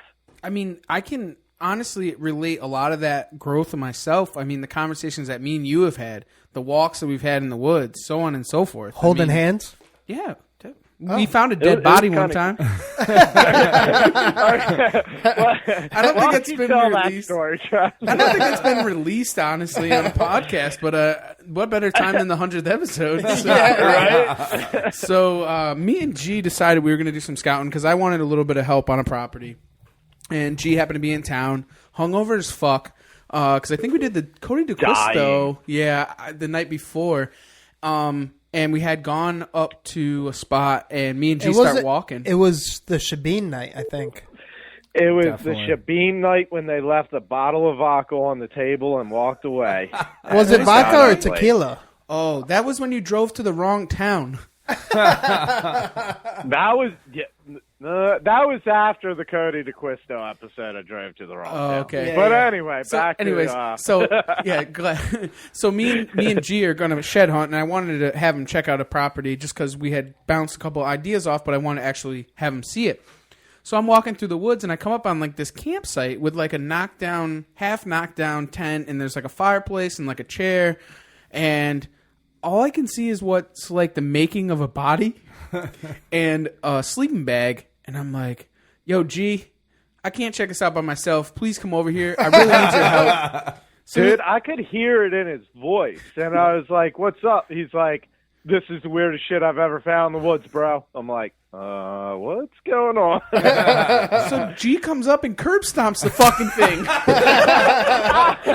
I wouldn't go that far, but just in case. It did. It looked like a fucking body wrapped up inside of this sleeping bag that was collapsed and shit everywhere. And I'm like, the head's going to be hard, right? You know, I just kind of put my foot there to feel if it was hard. And he's like, bro, what the fuck are you doing? Stepping on his head? I'm like, I'm trying. And what it was a sleeping bag and pillow in there. Yeah, no shit. So it was the perfect shape of a body, but, you know, I stepped on it. It was soft, and I knew there was no dead people. We was all good. Most fucked up thing I've ever found, and most fucked up thing I've ever seen. And that wasn't even in the dirty water. No. That was out in the middle of nowhere. Yeah, that's no man's land, bro. That's why it was even creepier. Yeah, for sure. I mean, yeah. Dude, that's why I remember the first time one of the first times I went hunting. I was out pretty far back past this farmer's and found this like fucked up baby doll in the woods. And I was like, Well, the next time I went back, the next time I hunted that property, I found a weird fucked up shredded like stuffed animal, and I'm like, what is going on back here? Like, this is some weird shit. What it ended up being, because I found out later, it was fox. Fox were picking up. There was a den there, and the kits were grabbing random shit from different places. And the only reason I found out is I see these fox kits out there running around playing with a chunk of styrofoam. And then ran into the woods with it. I'm like, that's what's taking all the weird shit back to the woods. That's crazy how Makes the you feel human a little bit better. Yeah, how the human mind kind of just takes over and lets you run with it. Oh yeah, of course. The first thing you're thinking is some like fucked up Rob Zombie horror movie. You know what I mean? Especially because I couldn't even drive then. I had to have my grandfather drop me off, and he would hunt the front because he had a bad knee and all, and I would hike to the back. And I remember just finding weird shit in there, and like, yeah, ended up being a fox den, and the foxes were carrying shit back in there. That's crazy, man. So, G, what's your goals for this season? Goals for this season? Early season goals. I can tell you so far this season I have been kicking my ass more than I've been hunting. And what I mean by that is I've decided that I really want to branch out more. And I've hunted a different spot, I believe. I don't think I've gone to the same spot twice yet. And almost every one of these spots are spots that I've never hunted before. I scouted them last year and am just getting to hunt them this year. So my goal for this year is to just find a new spot in these public lands and go in with my arrow hunter and my steps and pop up, use the camera arm, the assassin reach, and film myself taking down, cutting the Zeus loose on a good buck on public land. I'm not saying like, oh, I'm killing a 150 or bigger this year. I mean, fuck, that'd be great, but I just want to take a buck that, I'm happy with, a respectable buck that I'm good with out on public land with these new methods. It's kind of, dude, it's almost all new again. I'm using a different sight. I started using that EZV last year, but having the new camera arm, the completely different new hunting style, hunting all new properties.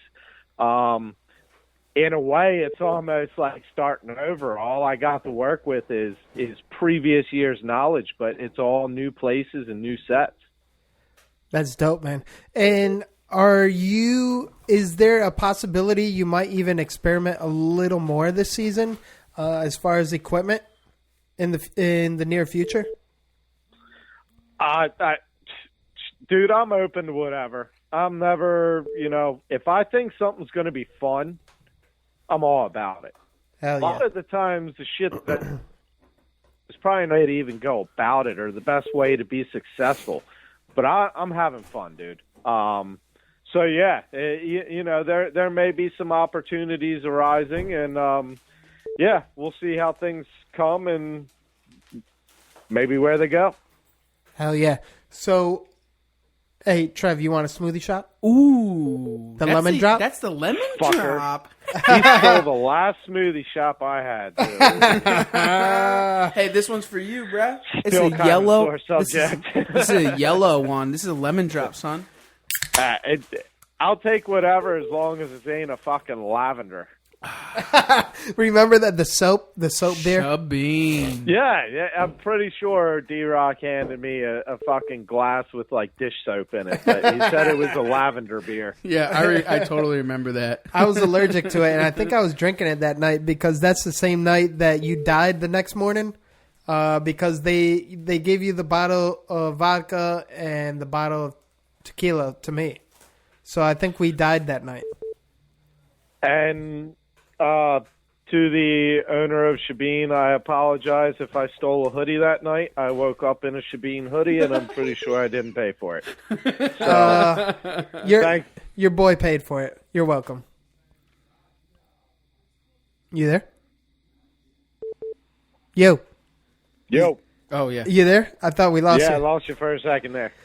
Yeah, I actually ended up paying for it. Because he didn't mention it. He's like, I don't know if your friend... I'm like, do I owe you anything? He's like, well, I'm pretty sure that he didn't end up paying for it. I know you guys had a good time. I'm like, here. He's like, okay, we're good. Well, at least I feel better that I just walked out with it and didn't, like, flex on him and take it or something stupid. Yeah. That may happen had I been drinking that tequila. That's why I stuck to We just had a special guest just walk into the studio on us. The ghost hunter is the here. Ghost hunter just walked into the podcast. Yeah. Oh, man. Gee, this is another good friend of ours that you need to meet when you're up here in Connecticut. Hey, man, so far everybody's been cool. Hell yeah. Oh, why is this so... what's going on here? There we go. Why is this so routed? It's so retardedly. Gee, give us a second here. We got to reroute his headset here. 1 second. Word. Raw, real, no bullshit. That's how we roll, dog. That's it, bro. So... Ooh... We're getting phone calls like crazy. Oh, I know. Everything is insane. Gee, this driveways packed with cars. All bro, kinds. this 100th episode is just... Answer the fucking phone. We've heard this dude talk before. I heard you talk a lot. I don't think they... Yeah. That's all right. You're our homie. You started from the beginning. Exactly. You were there from the get-go. Hey, man, East Coast. Like I said in the intro, man. Tight-knit crew. Hell yeah. And it has been since the beginning. Yo, the Ghost Hunter just came in with the puff and pass, cracking shebang. What's up, Ghost Hunter? How you doing, man? Phone's still blowing. Doing well, guys. It's really great to finally be here. Make love to that mic, Ghost Hunter. Make love to it. Yeah, you want to talk right into it. Get man. right up in there. Yeah, See what there I'm you doing go. here? See what I'm doing here? Get up to it. He said he has the beard. You don't want I to. like that. Careful if The you're look on mimicking what his porn face stars doing. was But anyway, so serious. D-Rock, I want to ask you the same question. Actually, yeah, I guess the East Coast boys right there. What do you guys take away from the past year? What's the first thing that comes to mind in the past year for you guys? I'll take the lead on this one. The first thing in the past year Keep that it comes short. to mind. We got callers waiting. No, seriously though. I'm fucking with him. I'm fucking. Hold on, let me I take a thought listen. so. I was waiting for that. That's why I chimed in. First thing that comes to mind, honestly, is the network and the brotherhood. The whole mission from the get-go, mission complete, and still working on the growth. You said it best, the evolution and the growth of the podcast is something that I did foresee to happen, but just not so quickly. It's just been I keep on saying it's a roller coaster ride. Mainly more loop-de-loops, which are always fun. And the best thing that I take away from it is everyone is on the same page and everyone helps each other. I'm going to take the second seat on this one. The camaraderie of all the friends that we've gained over this 1 year period of time. If the podcast was to stop today, I know that I would have some of the best friends I've ever had in my entire life. This has really honestly changed my thinking. It's made me a better person. It's made me a better hunter. And honestly, the podcast is only half of what's actually going on in real life for all of us. Right. That's the truth for sure. Hell yeah. And to go kind of off your growth, I'm going to go with progression and perseverance. You know, we've been hunting a long time. We've kind of been sticking to the same thing, and now we're progressing to the next step. D-Rock said it best earlier. We're going from where we were last year to where we are this year. Our setups have changed. Our tactics have changed. We're hunting different areas. We're looking for different things. We've just progressed, and we're growing, and we're persevering through all the hard times last year with no acorn crops. Changing over to the deer eating the freaking barberries out in the middle of nowhere. So we're progressing. We're learning from all of our guests, our listeners, everyone we've had on, and we're just taking it to that next step, and we're getting it done this year. So it's been an incredible ride. Fuck yeah, man. Adapt. I mean, that's exactly what the deer do. They didn't have acorns last year. They didn't do the same shit and wish there was acorns around. They adapted, Oh, yeah. And if we're going to be successful, as hunters, that's one thing you always got to be willing to do is adapt. Like you say, you never get pigeonholed. And if you ever think you know everything, then, you're already on the losing end. Right. Hey, Ghost Hunter, we have the same question for you. Because you seem, I don't want to speak for you, but you seem to have listened to our podcast from time to time. We do mention you often enough. And what have you seen from day one to today, sitting here right now? I am so moved. I didn't even know what to expect. I know what these guys are about and what they wanted to start in their original vision. And I'm the reason why I'm the Ghost Hunter is I'm always in the woods and I hide and I keep to myself. But for what I've been watching and learning and listening to, it's amazing. These guys are moving tree stands like it's just nothing, and they're building food plots, and they're just putting in the effort, and they're just growing camaraderie, and it's something I've never seen before, and it's kind of that's why I'm here. It's I'm tired of being the outcast and just listening about it, and I want to be a part of it. It's guys like me. I know there's a lot of us out there that don't like social media and don't really like groups and just stick tight to your sources. This is something that grows sources and grows relationships and grows knowledge. And guys like me are starting to come out of the woods to join my homies because they're the shit. Like, it's just, you know, so this is my first time on the podcast. What better time? You know, I just got out of the tree at like 7:30, had a half-hour walk out, you know, just had to grab a beer, and now I'm here, and I'm honored. Like, these guys, from now, or from the beginning until now, it's just night and day. Proud of these guys. Thanks, man. Thanks, brother. Thanks. Cheers. That's Thanks, awesome. bro. Cheers. Hell yeah. Shabine. Cheers, boys. He even showed up with his own Shabine geek. G. I know. It's crazy. Gotta roll. Hey, G, if you don't mind, please call back later, but we need to take another phone call, man. It's been like... Have fun. 100th episode. For real, dude. That's you guys have achieved a lot. It's been a fucking fun ride, and... let's ride this bitch till the train wrecks. Hell yeah. Amen, brother. Love you, man. Brother. There, brother. Stay stepping. Peace. Stay Shabine.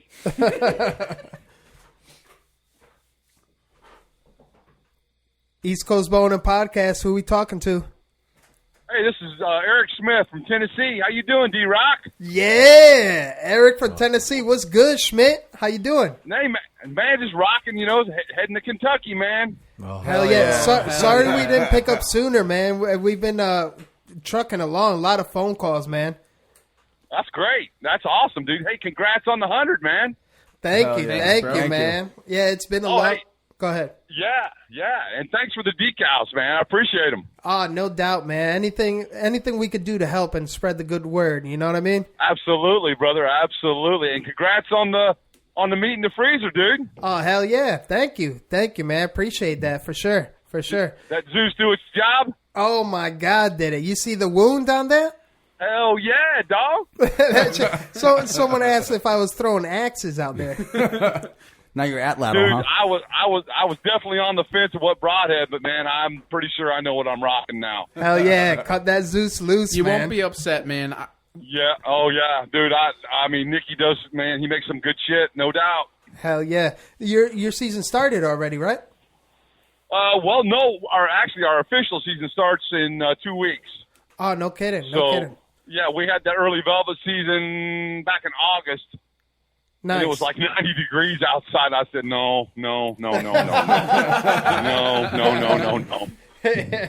So what are you doing? What are you doing to prep for the season coming up? Oh, dude. Well, I've already been to. I sent you those pictures of the bachelor party on the mineral plot. Remember? Yeah, that was dope. Yeah. I'll be in 2 weeks. I'm going to Ohio for the opener, and coming back home for a few weeks and going on a 2-week vacation, man. Hell yeah. Nice. Well, you're already on your way to Yep, Kentucky, yep. too, right? You're going to hunt in Kentucky, obviously. No, I'm working. I'm working, man. I drive a shit. truck. Yeah. Okay. Yep. You didn't bring your bow with you? Well, they get pissed if you shoot them at the park, man. No park and ride hunting, huh? Yeah, that's it. No trucking and hunting, man. They don't like it. So, Hey, man. but it's all yeah. So we need to ask, because it's our 100th episode, what made you call in today, and what do you like most about the podcast, man? Oh, dude. Oh, geez. Well, first of all, I really dig what you guys are doing. You know, and it's just good stuff. It's real. It's not a lot of. It's entertaining. One. It's educational too, and your guests are just look. Especially lately, your guests have just been off the hook. Appreciate it. You know, Thanks, man. Dude, the TJ Unger episode absolutely blew me away. Yeah, that got me choked up a bit on that one, actually. It should. Yeah, if it doesn't, you're dead inside, dude. Yeah. Yeah, that was a really Absolutely. good one, man. I mean, the man loves Sour Patch Kids. How can you not get blown away by it? Right? Exactly, man. It's just like, and I've met John Mulligan, Johnny Utah. Oh, yeah, he's a good dude, man. Yeah, he's straight up. I met him up in Cambridge up at the Jurassic Classic. And if you guys ever get a chance to go to that thing, go. It's like Woodstock for hunters. For real, man. It's just like, wow. Wow. You know, little younger crowd than what I normally hang with, but it was all good. That's awesome, man. That's awesome. Yep. And Clint Casper is just an amazing source of knowledge and a lot of fun to listen to. That dude's a firecracker. Yeah, That man. dude's a beast. Full of energy, for sure. For sure. Hell yeah. You catch the Brian Barney episode? That was unreal too, man. Yeah, like the Brian Barney. What was the guy out of Iowa that was the MMA guy? Oh, Tim Sylvia. Yeah, that was good. That was really good. Did you catch and the both pig the man? ones Yeah, the pig man. Wow, that was a roller coaster ride, wasn't it? Holy shit, that dude's insane. Oh my god. He knows too much. That's the problem. That pedal to the metal on that one, man. He's like a South Texas Ted Nugent, you know? Yeah, man. He said it best when he said that he's the next Fred Bear. Or no, he didn't say it. Somebody said it about him. I'm sorry. Yeah, Yes. for sure. That's I don't think it's pretty far-fetched. That's pretty lofty, man. But it's good. I mean, yeah, you got to be confident in what you're doing or you'll never succeed. That's for sure. And yeah, absolutely. And then, not cocky, but confident. You know what I'm saying? Right. And that's that fine line that Pigman is definitely full of confidence that if there's someone that didn't know or wasn't involved with the hunting industry and were to meet Pigman for the first time, they probably would sense arrogance. But at the same time, that's like full-blown confidence, full-blown America, full-blown Texas. Like, that's as Texas as you get right there. That's as Texas. I've been all over this country and most of Canada, and that's as Texas as it gets, man. Hell yeah. Amen to that. Yeah, absolutely, bro. Hey, what would you like to see out of the podcast this third season coming up? Oh, man, just keep doing what you're doing. I'd love to hear another podcast with Nick Albanese. Okay. Oh yeah. Not a problem. Yeah. Like, I met him at Harrisburg. I didn't even know who Nick Albanese was, or what Zeus was, or what Steady Form was. And oh, by the way, thanks for the help with the hookup on the Steady Form, man. Oh hell. Oh my God, I was pulling my hair out that morning, dude. Hell yeah. And man. what I really appreciated, D, was you and Trev both took the time to help me out. It was awesome. It was like, okay, these guys are for real, you know? And it's just, I really appreciated that. Hey, man, I know we've been saying that a lot tonight. It's a little cliche, but we really are here for not just the greater good, but for anyone that reaches out. I mean, we're not the most experienced people, but what we do know, we know very well. And if we don't know, we know a guy that does. Right, exactly. So we could definitely steer you in the right direction. We're all on the same team, man. We're all the same type of people. Absolutely, man. It's not, we're just normal guys just trying to live our dreams, man, and we want to bring everybody along with the ride no matter what it takes. Absolutely. It's not... Man, I love it. And I honestly, we get on this subject, but it's I just can't stand people who are better than others. It really bothers me. It really gets underneath my skin. I've dealt with it over and over and over on a local level, on a national level. I'm just sick of it, man. Why are you always talking about carp fishermen, man? Well, I guess it rattles his fucking antlers, huh? You gotta, your ass is still raw over the carfish. It has been for years. It has been for years. All right, man. I've been Keep harping, man. Keep preaching. But it's just we all need to stick together. We all need to work together, no matter what it is. Dude. If we can help each other, just keep fucking doing it, man. Whatever it takes. You want my personal number? You fucking text me, and we'll make anything work. That's how it works. We'll meet up at the local corner and have at it. Yeah, absolutely, man. Just don't meet up at my local corner because it gets a little shaky. Look, dude. Look. I've been all over Connecticut, and I about know where you're at. And no thanks, pal. Thanks, but no thanks, man. We got Safe Haven up near me. Don't worry. You can come on up. Cool. All right, cool, man. More your caliper place. Right. You guys want to get on some 20, 25-pound turkeys this spring? Holler at me, man. We'll hook you up. Will do, man. We're hollering right now. What's up? Yeah, what's up, man? Yeah, man. Bones_64 on Instagram, man. That's me. Gobble, gobble, motherfucker. That's it. We'll put some decaps on that ass. Hell yeah. Yo, Schmidt, thanks for calling out, man. We really appreciate it, man. And man, go ahead. Yep. man, just keep doing what you're doing, man. We will, man, and keep on supporting us. It's guys like you why we do this shit, man, for real. Absolutely. I love it. I drive a truck 8 hours a night, and there's nights it's the only thing keeping my sorry ass awake. Hell yeah. We do it for people like you, man. We'll keep you up for sure. Straight up, man. Appreciate it. Thanks, guys. Stay stepping, brother. Thanks, man. Later, bud. All right, love you. Stay slaying. Peace. Ryan, shout out to you, brother. Good stuff. Thanks, brother. Appreciate you, man. Yeah, y'all be good. Love All you, right, brother. peace. See you. Johnny Simonetti, right? Sorry we took so long to get into. Oh man, this phone has been blown off the hook. I'm so sorry it took so many calls to get you in, man. I'm sorry. Johnny, Bro, what's hey, good? that's no problem. I knew y'all would be on fire tonight, man. I knew it. Phone's been going off the hook, man. I'm like, fuck. Like, you must have called. I don't know how many times, but I'm like, man, we really need to take this call, but I don't want to be rude to the other guests. Oh, I understood, brother. I understood. Like I said, I knew y'all'd be on fire. I just wanted to pop in real quick and tell you all congratulations on your 100th episode. And also to tell you, D-Rock. Shub-bean. Oh, Shub-bean. What's up, Johnny? See? I don't miss it. You got me. You all make fun of the guys out there drinking the bush lattes. Man, you're really going to make fun of me. I'm cracking Keystone Light, man. Oh! Hey. I drank that shit in high school. No. Were them natter? You got any natter days over there or what? That's a good one. No. Hey, that Keystone, you got to stay hydrated, man. You know, that's what that's for. That's right. That's water. Johnny, before we get lost in conversation, man, can't thank you enough for everything that you do and support us, bro. Honestly. Oh man, I love it to death, man. And the Tattooed and Wild, I can't thank you enough for sending us the fucking hats, bro. Seriously. Oh, yeah. Yeah, them shits are dope as fuck. Well, Trevor, what about the nudes he sends you, man? Yo, he sends me constant. Johnny sends you some good nudes, man. That's my boy. Make sure you clarify that, please. No, we're going to keep it at that. Bear nudes. Bear nudes. Yeah, bear nudes. But and also, congratulations, D-Rock. I believe you have drawn first blood.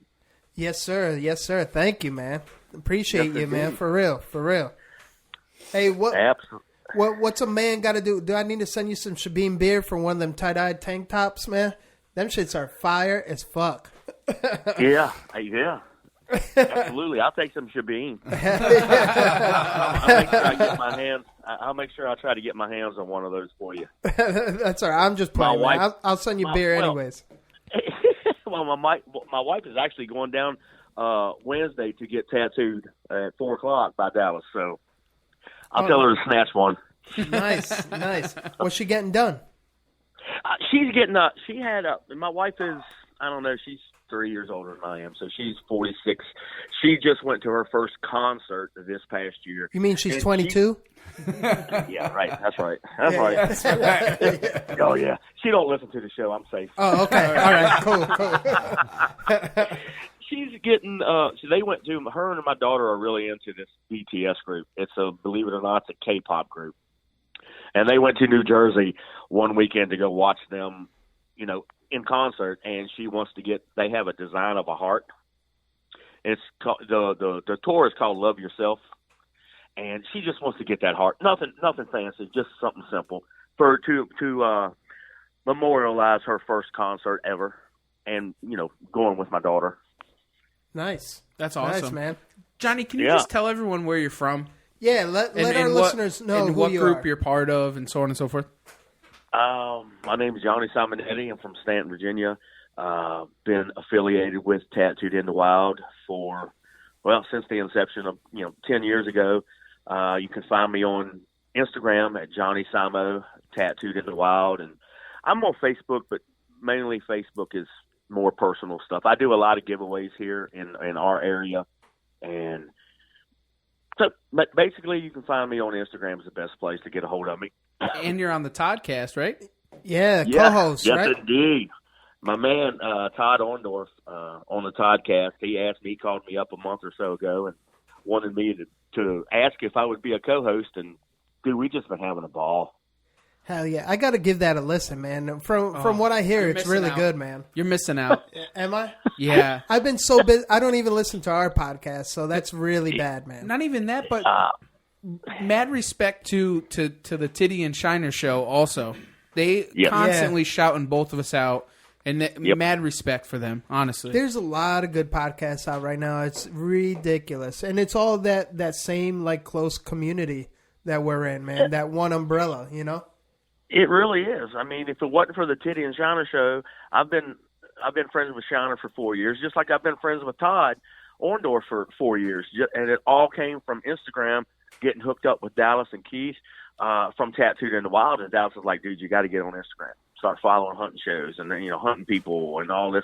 And that's where it all stemmed from. That's how I met Shiner. And then when they started podcasting, I'm like, well, I had to go in there and listen. I've been on their show a couple times, and it's just snowballed from there. And then Keith was in one weekend. No, Keith called me on the phone, and he said, I know you're in the podcast. I said, dude, you need to listen to these guys. And he said, he's got a crazy ass Mexican on there, and they have a good time. And I'm like, I'm on it. And have been listening to it ever since. That's awesome. Hell Yeah, we do appreciate everything you do, man. You're like every time that we put out a bonus episode or something, you're like, boom songs, bonus. It's like, it's nice to see, man. We really appreciate everything you do, man, for real. Man, that stuff makes my day. When I look down and I get a notification from you all that episode drops at 12 o'clock, I'm like, hell yeah, my day just got a little better. I'm on it. Yeah, he stays texting us like, bro, there's a bonus. You know what, boys? I think this winter, after deer season's over, we need to take a ride and get some ink. Yeah, I think we're going to Tattooed and Wild. Hell yeah, I let's want to get some shake ink. some hands with Johnny, honestly. Hell yeah. Really. Johnny and Dallas, Yeah. for sure. Yeah. While they're inking us. Looking forward to it.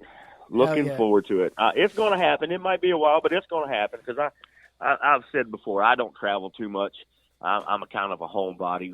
I take care of me and my wife. We take care of my 84-year-old father-in-law who has dementia. So we don't get away too much. We always got to think about what we're going to do with him. So I don't get away too much, but I do have plans this year to go to Ohio and hunt with Keith and Ryan. Hell yeah. Hell yeah. Fuck yeah. They have been trying to get me up there. Even when Dallas was living up there, he's like, Johnny, just come up and hunt. He said, all you got to do is buy a tag. Just get here. And I'm like, I can't make it. Well, by God, this year I've got plans to go up there. That's Hell awesome. yeah, man. It's gonna happen. Congratulations. Hey, man, if you're lucky, you might find some East Coast boys and Caterpillar there at the same time. That'd be a rude awakening. That'd be freaking epic. I'll tell you what, Johnny, even if I don't be able to get there, I will take a personal ride to where you are and bring you Shabine. And I mean that. Absolutely. Look forward to it, brother. That's not the Absolutely. champagne talking, Trev? It might be. No. Oh. I think he downed that whole bottle himself. What the fuck does it matter? I'm the one that's got to work in the morning. I'll have to work in the morning, dude. I have to work in the morning. So do I. I've never I seen saw that your many live shades video. of color. I saw y'all popping the bottle and shit. That color is crazy. I saw that. Oh, man. Hey, real quick, shout out to Time's Up Outdoors out of Detroit, Michigan for another delicious beer from the Dark Horse Brewing Company in Marshall, Michigan. Rain and Blood Orange Pale Ale. That shit is delicious. Sorry to cheat on you, Shabine. I'm going to take a piss break, so if they hang up with you, Johnny, it's been a pleasure, bro, Hey. and we'll talk to you soon. All right, brother. Appreciate it. Good talking to you. I was getting through one way or the other if I had to call y'all at 2 o'clock in the morning.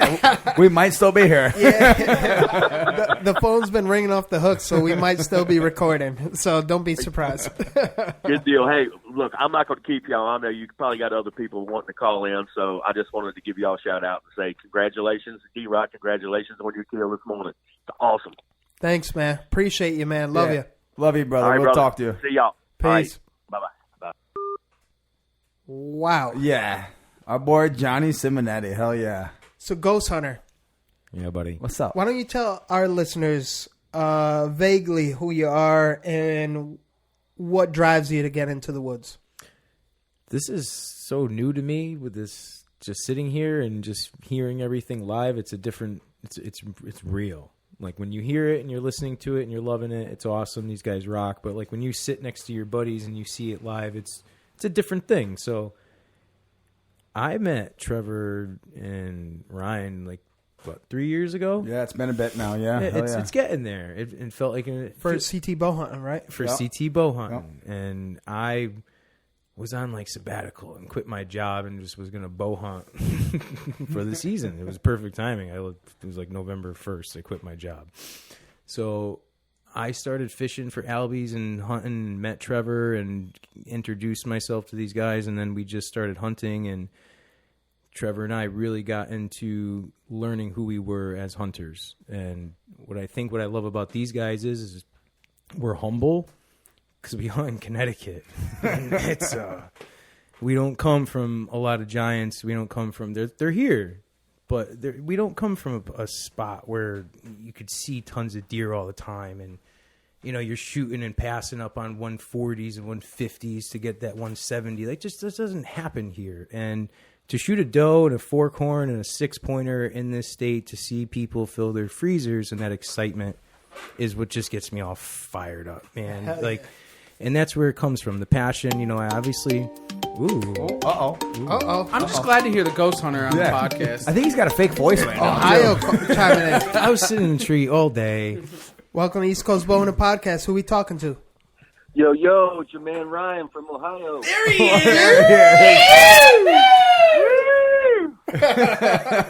My man. What's going on, Ryan? What's good, man? What's good with you, man? You called us. Counting down the days, man. Oh, yeah, your season hasn't started, right? Not yet. Congrats on your kill this morning. Oh, thanks, man. Thanks. Yeah, that was my first saddle kill, actually.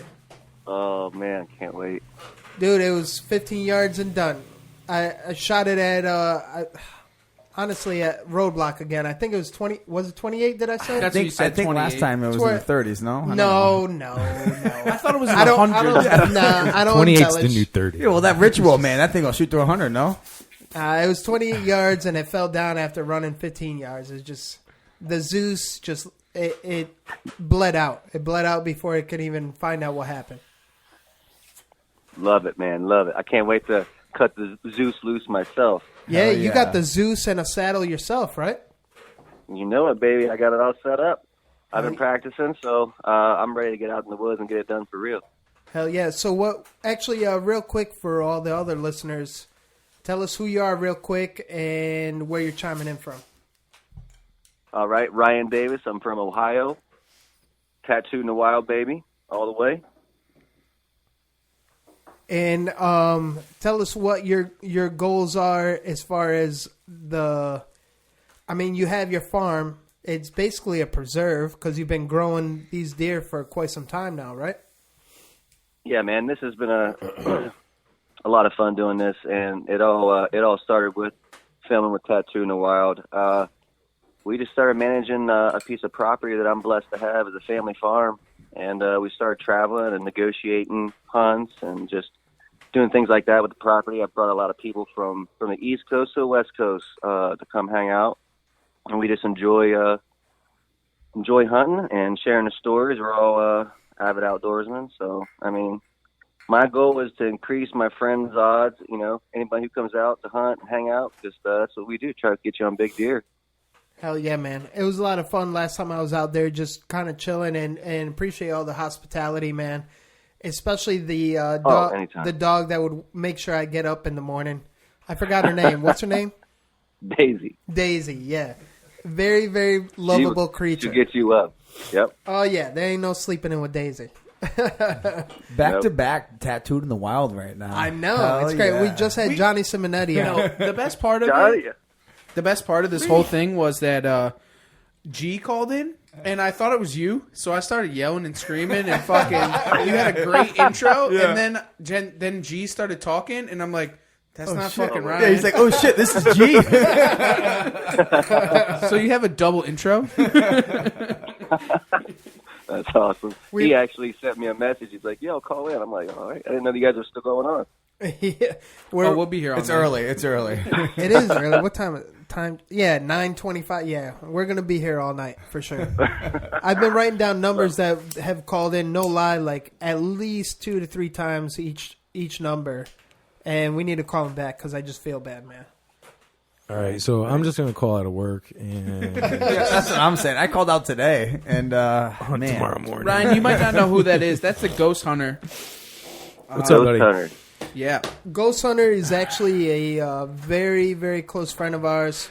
Closer to Ryan and Trev, but I've grown very close to him as well. And he's part of our kind of hunting group that we have going on here in Connecticut. And Ghost Hunter has blood on the ground. Oh, yeah. Yeah. I was blessed opening morning. Let 2 does walk, had a couple of skippers come in, and then at like 9 o'clock, this lone fat doe just walked by and looked at me dirty. And it was perfect. You know, I'm not on any real big deer right now, and it's really That's nice. Well, yeah, that's why I'm the closer. And it's just the way the wind was and the timing I had to get out of the woods. It was just a perfect situation for me to put some meat in the freezer. And I'm actually shooting the slick tricks right now. I'm an old school slick trick guy, and she double longed 20, 30 yards, did her deed, and I was out of the woods. It was a beautiful day. It was my first opening morning bow kill. I've got an opening morning in the evenings, but it was just nice to get out of the woods on a Sunday at like noon and be home, watch football. Like that was just gnarly. Picture like, perfect. Yeah, absolutely. But yeah, it was a great way to start it off. So we're on the board. Hell yeah. Ryan, you got any big plans for any big deer this year? Man, I just did a camera pull probably a week and a half or so ago. I mean, I have some good bucks. Don't get me wrong, but I mean, I'm really just kind of feeling it out. I have a couple of spots where I've had success before that I'm going to hunt early. You know, creek bottoms right now is a good spot for my farm. Creek bottoms, they stay cool in there, so we get a lot of pictures of good bucks and creek bottoms. So I mean, that's always a good spot for me early season. Now, when you say creek bottoms, is it on the other side of the mountain or the front side? We get most of the pictures on the back side, back, and then. But I shot a buck 3 years ago on that roadside, just right into the wood line right there. They were just funnel off that hill, off that ridge. It's a big soybean, field down there. So they just come down in the creek area, stage up, and look through the fields before they get out and feed. So I was lucky enough I had actually Keith's brother, John. He was filming me the night that I shot that buck, so that was pretty sweet. You know what's pretty interesting is when G and I were up there last, I saw most of the sign, like the heavy sign, right by the fence, like the property lines, the fence and the stone wall. It's pretty amazing how a lot of the heavy sign was there. I don't know if that means anything, though. I mean, a lot of old story, like a lot of old private land, hunters, they say to hunt those old fence rows, and that's, oddly enough, the spot that we call Rack City. We've had a stand there forever, but Keith actually killed a deer in the same stand 4 years in a row, roughly around the same time in October. So, all right, and it's right on a fence row. So I mean, it's a good corridor, a good spot. So I mean, I don't know. It works on our property. Well, you know what? That's super similar to what we have out here. We don't have fence rows like you guys have out there, but we have stone walls in the middle of nowhere. Old farmer walls from hundreds of years ago, and the deer, they still travel along them. And if you're out on a state land piece, you're on a giant piece of property. If you find yourself a stone wall, your best chance is those deer are going to run along those stone walls. I like intersections of stone walls. Absolutely. I'm huge on intersections of state That's where I sat this afternoon, with intersections of stone walls. How huge are you? How huge is it, Jeff? I'm 270 pounds huge, bro. Back the fuck off. and you bet your ass in those I don't stone know walls. if it's just because, it's, they're seeing a landmark. So, I mean, that's, something that's easy to follow. I mean, No, it's huge. Like, and another thing with these walls, you can keep going and going, and there's just one little break in the wall, and that's where every deer is just going to funnel through. Just every time it seems to be, and then all of a sudden you look up and there's a wooden tree stand from 1982. Exactly, and they don't lie. You're in that it. doesn't lie. Now you brought up a very crazy subject for myself, because a lot of the times you look at the lay of the land or the sign, and you look up and there's an old fucking tree stand, and those old tree stands tell stories that none of us could even fathom. Honestly, in English or It's there for a reason. No, it's just any language, man. It's just there's a lot of old timers. It's America where like Espanol? a melting pot. Espanol. Italiano. And D-Rock, I mean, you've seen that on my property. There's a lot of old stands there, too, where my uncles had hunted in the past. And we have sets, that are in those areas for a reason. I mean, they were successful in those areas back in the day. I was very impressed, actually, to walk through just shed hunting and seeing everything, every single set. I'm like, whoa. Every time I was like, oh, this would be a prototypical spot to, and I would look over to the left. It's like, oh, there's a set there already. It's like, it's pretty cool that, because, I'm a new whitetail hunter, so to like think that way and then look over my shoulder and there's a set there, it's like, okay, I'm thinking right at least. You know what I mean? Yep. And then Keith has his own little gem spot. Because I saw like not even just his sets, like there was where we were shed hunting there's a lot of good bucks on that side too. Oh yeah. Insane, man. Insane. Yep, and that's where he gets a lot of the good pictures of the bigger bucks down there in that backside. But yeah, it's a lot of fun, man. I'm anxious. You guys now how does it work in Connecticut? Do you have to kill a doe first before you can kill your buck? No, that's New Jersey. But gotcha. Typically on opening day, we're not really partial one way or the other. We're just really trying to just get ready for blood. Yeah, just get a good deer down and kind of get the opening day jitters out, so to speak. Because in Connecticut, you could get a lot of deer in Connecticut. I was just going to say, to circle back on that question, we're given 4 tags. We're given 2 antlerless to and start. 2 antlered. To start. Yeah, right. Archery season. Yeah. That's just archery. And if you're a landowner, you get a landowner tag. Right. You get an extra buck tag. Yeah. And then you get replacement tags for 11 and 12. You can earn a buck. You get 2 rifle tags in either sex and a doe. You do a little bit of work and 2 you're muzzleloader shooting tags. So legally, without zones 11 and 12, 16 deer between all the implements. Damn.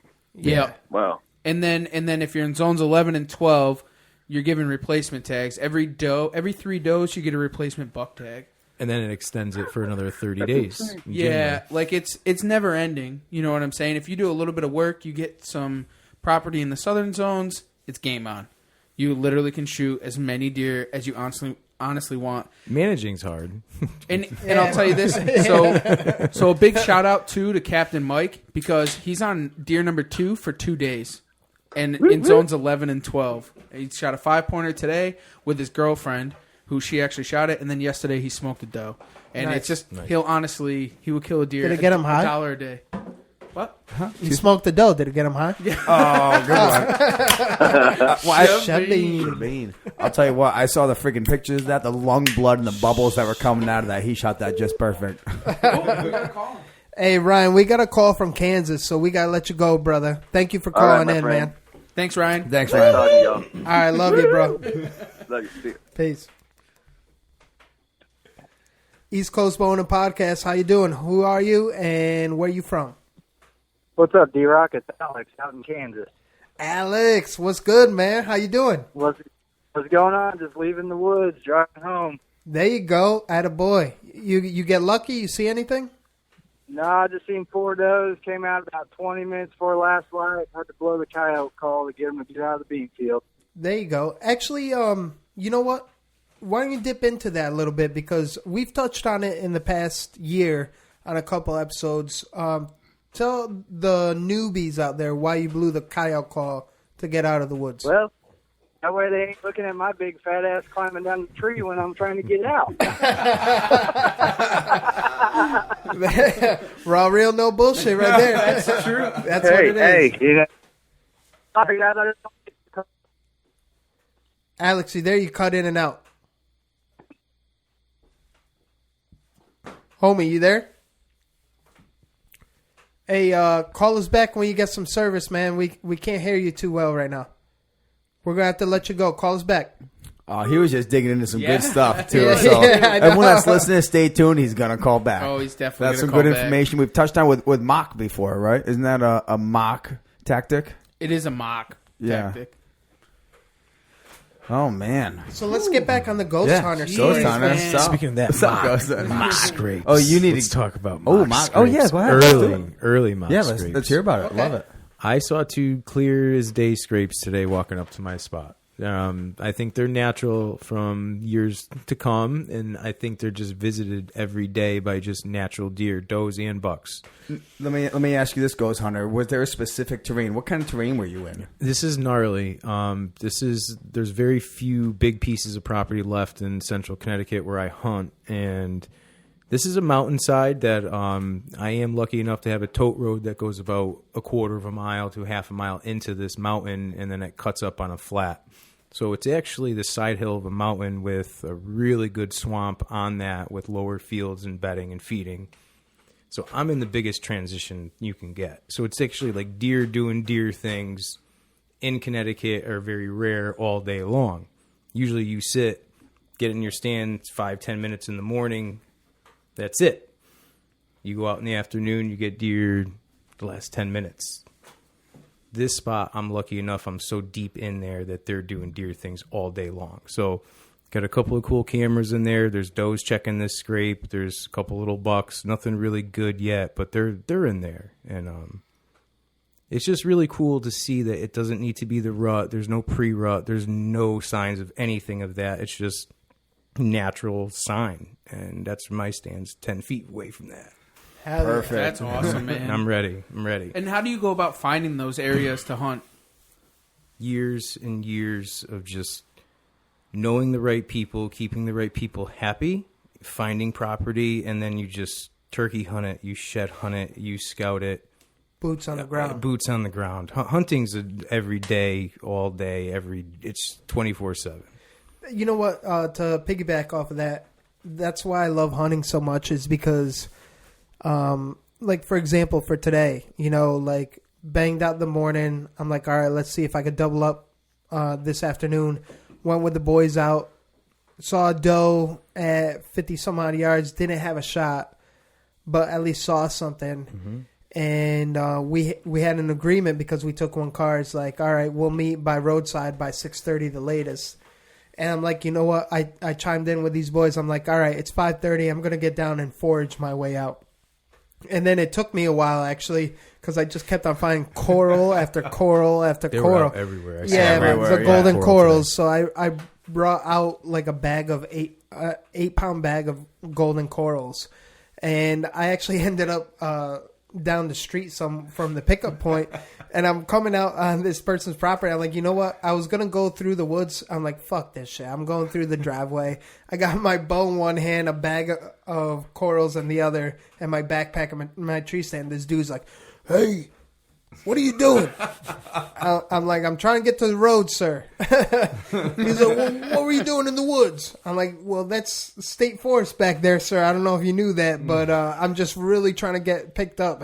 I'm like, I was supposed to get picked up. I'm a little lost. And he's like, oh, okay then.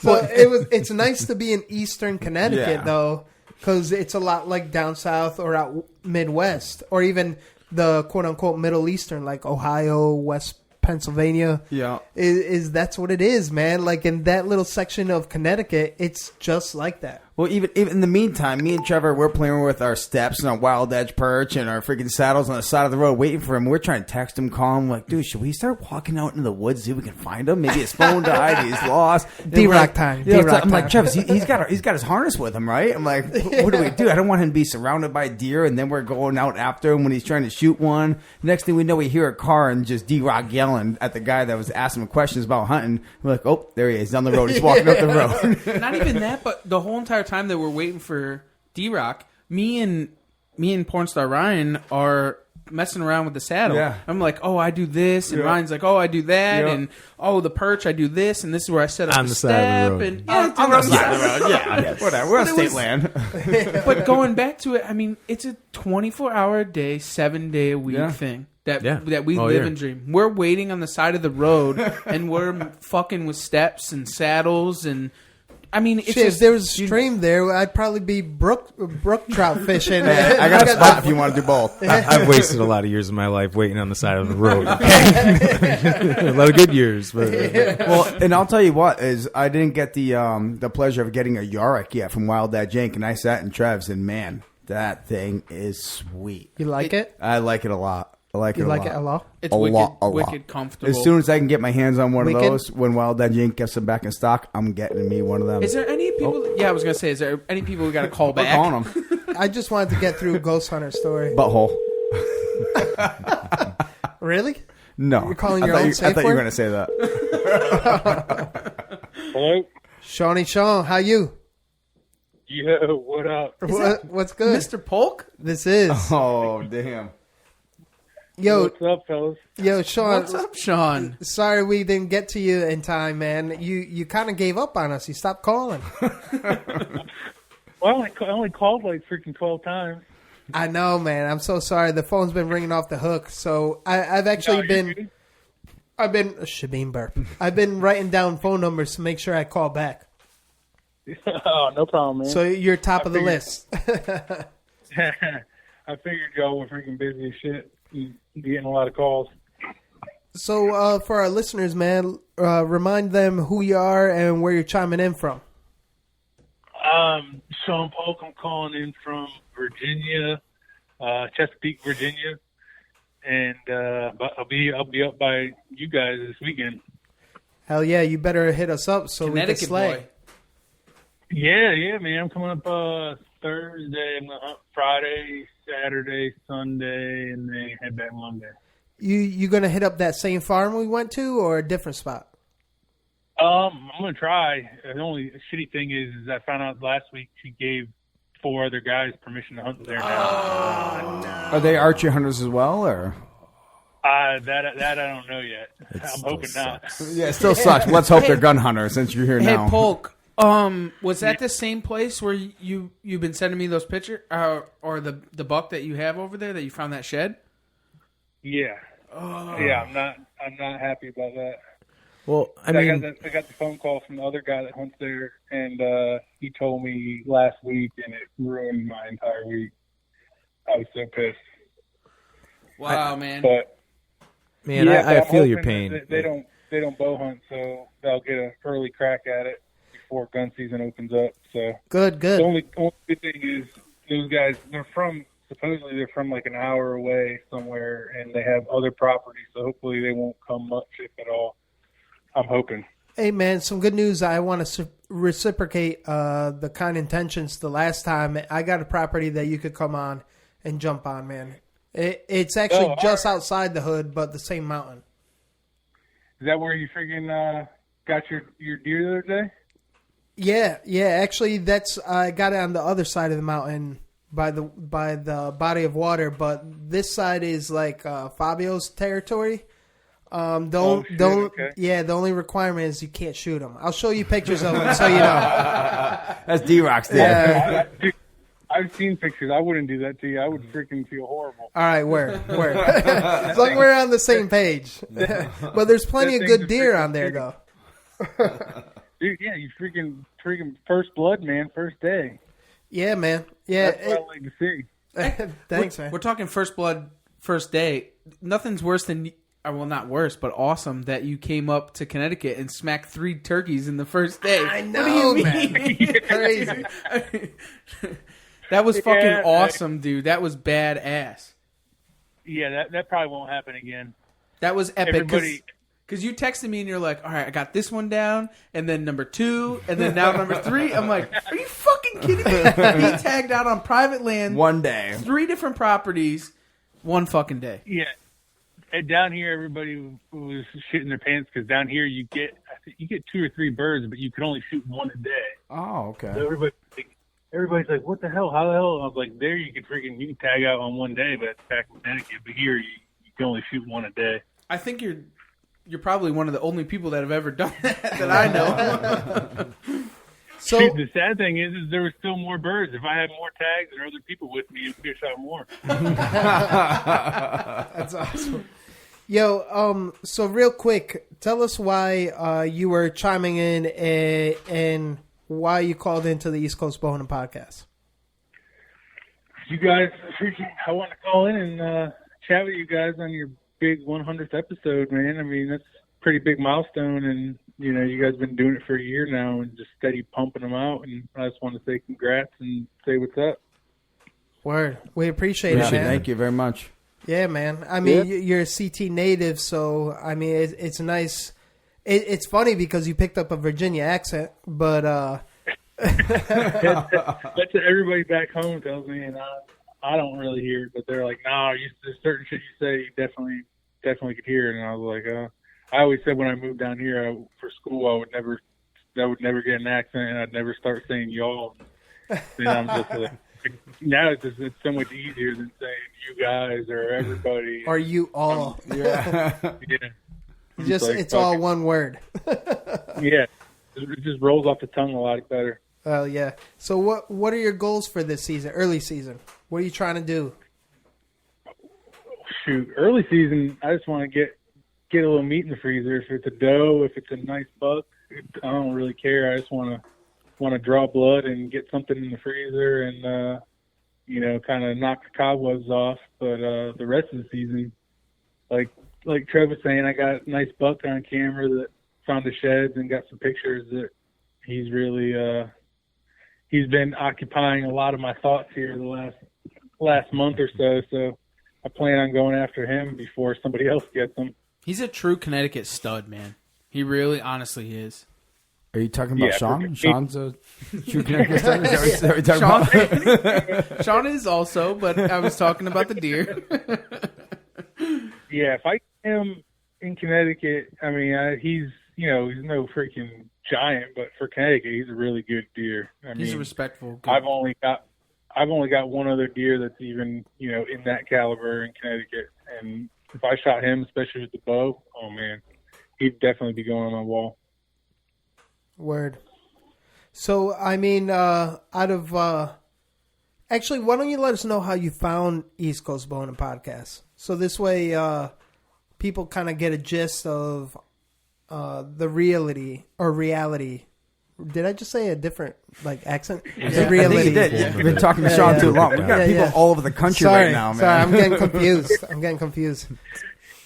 I heard you on the Working Class Guys and on their Working Class Bowhunter with them a couple times. I think 1 or 2, 3 times, whatever it was, and started following you on social media and saw that you were starting a podcast, and I was like, man, that's pretty cool because that's you guys are like where you live is 15, 20 minutes away from where I grew up, where I go up hunting and stuff, and I was like, I could listen to you guys and hear stories about back home and what the deer hunting is and back home and how the season's going and how the deer movement's going, and it's more relatable to me, even though I love listening to the Working Class Guys that they shoot freaking monsters out there, and it's like a lot different hunting than what we have back in Connecticut. So listening to you guys, it's more relatable for me. Then he got fooled because we suck. Well, that's hunting Connecticut, though, isn't it? Then he's like, well, these guys don't actually kill deer, so... It makes him feel better about... Wait, we killed deer. No, well, it makes him feel better about not being here. We don't kill anything huge. Yeah, I mean, we get lucky from time to time. Ghost Hunter to my left over here. Sean, sorry, I didn't know if you knew, but Ghost Hunter's on the line right now. He's actually part of our hunting group, so he's actually... I do have to say he's the most successful hunter out of the 4 of us for sure. He's a killer, yeah. Yeah. I started young, real young. It was fun.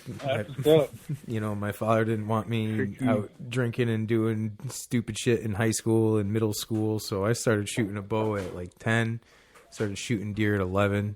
I started the same time, but I'm not that good. No, but we still went on this stupid shit, Trev. Well, the best thing is this guy's a car salesman, so he talked to hundreds of people, and all of a sudden he's getting property here and property here. He's selling a car here, and all of a sudden we have some property to hunt. And dads like to see their sons be successful, so he'd always put me in the good tree stand, and I'd like tag out on opening day. Sometimes I'd shoot 3 deer. Jesus. I shot 3 deer opening day when I was 13 years old, and he yelled at me because he goes, "You have 4 tags all year. And it's 9:30." Trev used to do something the same, but he would shoot 3 arrows at 3 deer and just not get any. He'd be flinging arrows and be out of arrows by the time it was time to get out of the stand. And it has nothing to do with my shooting skills. It's just that my adrenaline. I just get way too pumped up. You should get pumped up. You should. Oh, yeah. But, I went to That's what Alabama. makes it fun, man. For sure. Totally agree, Sean. If it doesn't get your blood pumping, it ain't worth it. Absolutely. Amen to that. For sure. That doe I shot yesterday morning, I was fired up. Yep. Like it makes you, if you can't do that and get fired up over it, then just put the bow away and call it a day. It's just, that's what it's all about. Awesome. Amen. So, Sean, what would you like to say? I mean, you've been through, I'm assuming, since episode 1 to current. What would you like to see different on the podcast for season 3? I don't think I like the way you guys do it. I don't think I would say you guys should change anything. You guys got a good variety of guests.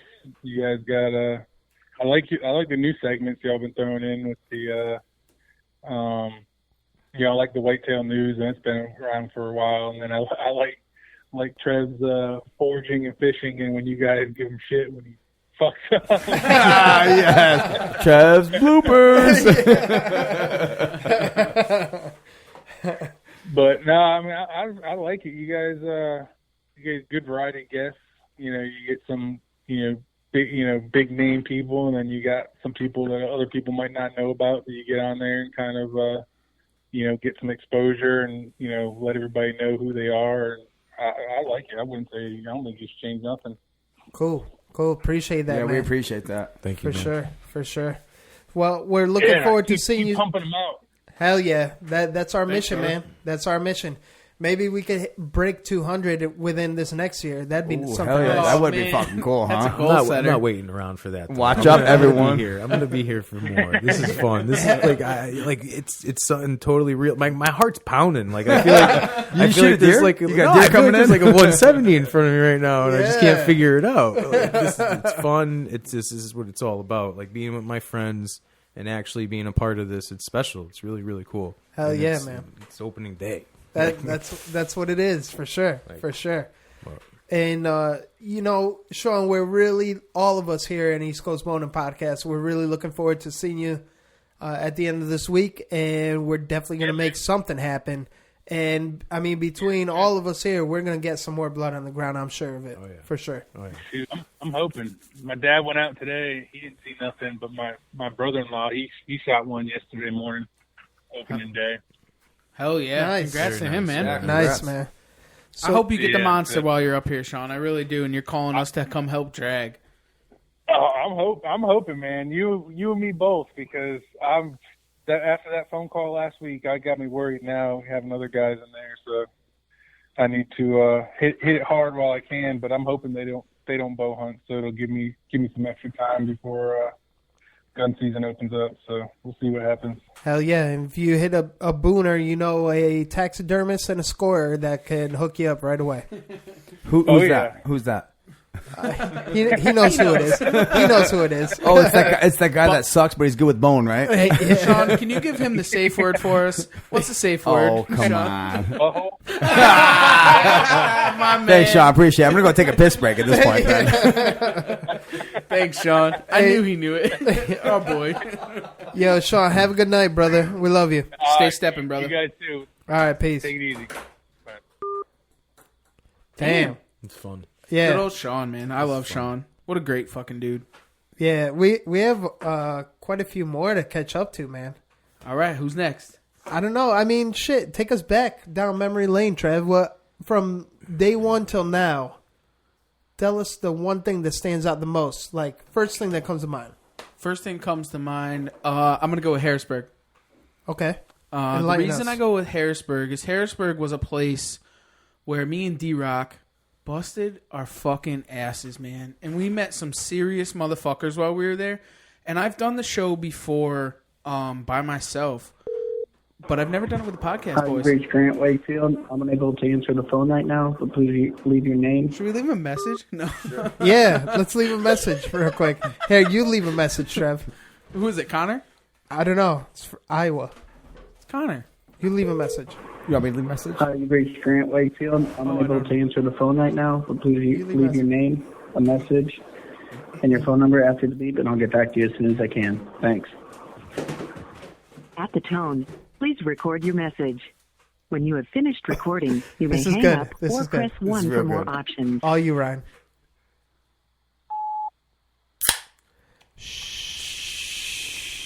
Shabine. This is Ryan the Porn Star here from East Coast Bowhunting Podcast with the whole crew here. And we're calling you back. Sorry we missed your phone call earlier. We were on the line with other callers. But Call us back? Yeah, call us back. We'll be here a while. Amen. Thank you. Peace. Casting couches for you. I'm glad I dipped out of that before you said that. You don't know if he's Christian or something. Come on, Yeah, that is Trev. going to be an awesome voicemail to get. I'm jealous. Jesus Christ. So you were saying? No, it was a place that built us, man. The hard work and dedication that we put in that show, man, was something else, dude. That was rough. You came back a real man. I'll tell you that. Like when you came back this year, you were all about it. You were so serious, and you just changed. Like you were like, I'm tackling this, and you did everything you said you were going to do. Proud of it. Like to see the growth of all you guys. Like I hide in the woods, but I watch. Yeah. I watched. And We it's appreciate Shabine. that. You know, Shabine. You guys, I'm sorry, I stepped out for the little pee-pee break, as D-Rock calls it. Yeah. Hey, real quick. Time's Up Outdoors, Detroit, Michigan. Another one. New Orthodox Indian Pale Ale Series M43. Thank you. Product of the USA. Shout out to them. We got to get them on the podcast. For sure. Yeah. Insane. This beer is really good. No, we were talking about Harrisburg and how Just when me he and came D-Rock back. were there and working hard and so on and so forth. Yep. And how it was just a fucking blast, and that was the milestone for me, and where it really meant something. Oh, here we go. This is New York. New York. They're probably like, why are we getting a call back at 9:57 p.m.? That is Eastern Standard Time, huh? From some burner phone on the East Coast. This is Well, what we do. we'll see if we... It's like prank calls. I feel like a kid. We thought we were going to get them. Respectful crank calls. We thought we were going to get prank calls. Now we're doing them. Oh, man, he might be Call has sleeping. been forwarded to an automatic His voice wife's message. probably like, why This is is you, the phone- Ryan. 76613. Damn, he don't even leave like his name or nothing. No. You know he does some Another kind of burner. grime. Another Please burner record your phone. message. He does a little When you dirt. have finished recording, I don't you even may have hang a up or press 1 for more options. Hello here. Ryan the Porn Star from East Coast Bowhunting Podcast. We have the whole crew online. We apologize that we missed your call. We were bombarded by other phone calls. Bombarded. Apologize. Butthole. It's 10 o'clock at night. Oh, maybe you're calling us back. No, this is Arizona. Nope, someone else. But thank Sorry. you for I know calling. who Sorry we that missed is. you. Have a good night. We just booted him.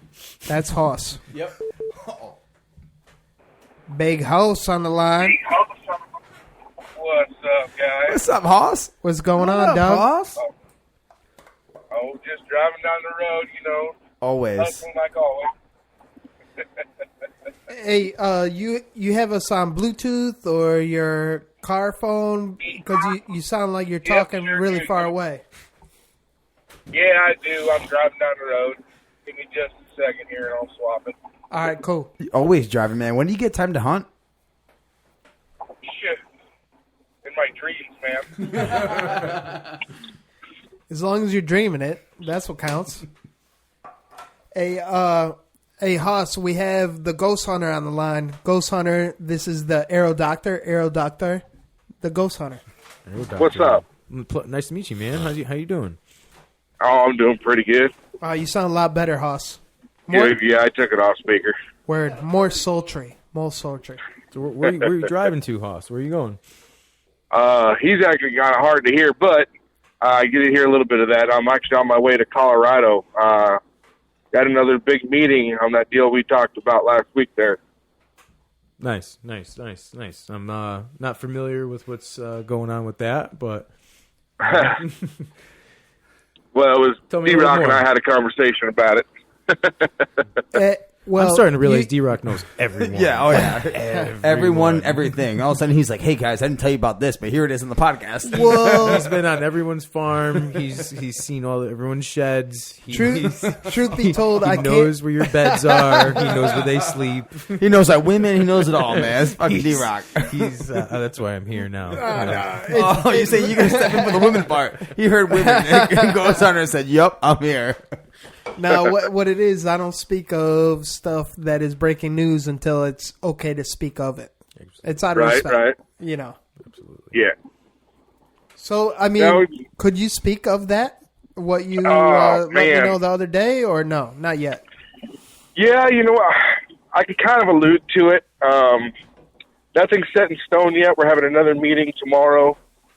Got a few more things to kind of get some green lights going, but what I can say is Ethics Archery and myself are working with a friend of mine in Colorado. And basically what I'll say is this. Imagine a 750-acre resort that's all 100% archery related and based on education. Wow. We're following. Yep, keep going, please. So we're talking... Right now, we're talking approximately 8 total 3D archery ranges. Nice. The largest state-of-the-art archery shop in the country. Some features that we're planning on doing. There's something you always wanted in a bow shop, but have never seen it. Most don't allow it. We're going to have a 40-yard indoor range. Plan anyway. We are going to have a broadhead range. That's awesome. For tuning. That's very unique. Oh yeah, we're talking a very large. I don't want to give the size just yet, but it's somewhere between 20 and 30,000 square foot main building for like a clubhouse. It's a casa. That's huge. It's going to have a 5-star wild game restaurant inside, cabins for rent, teepees for rent, primitive camping spots for rent. This is literally going to be a destination for everything archery, all in one compound, essentially. And we're going to have several different buildings that are going to be geared towards education, working with the local DNR.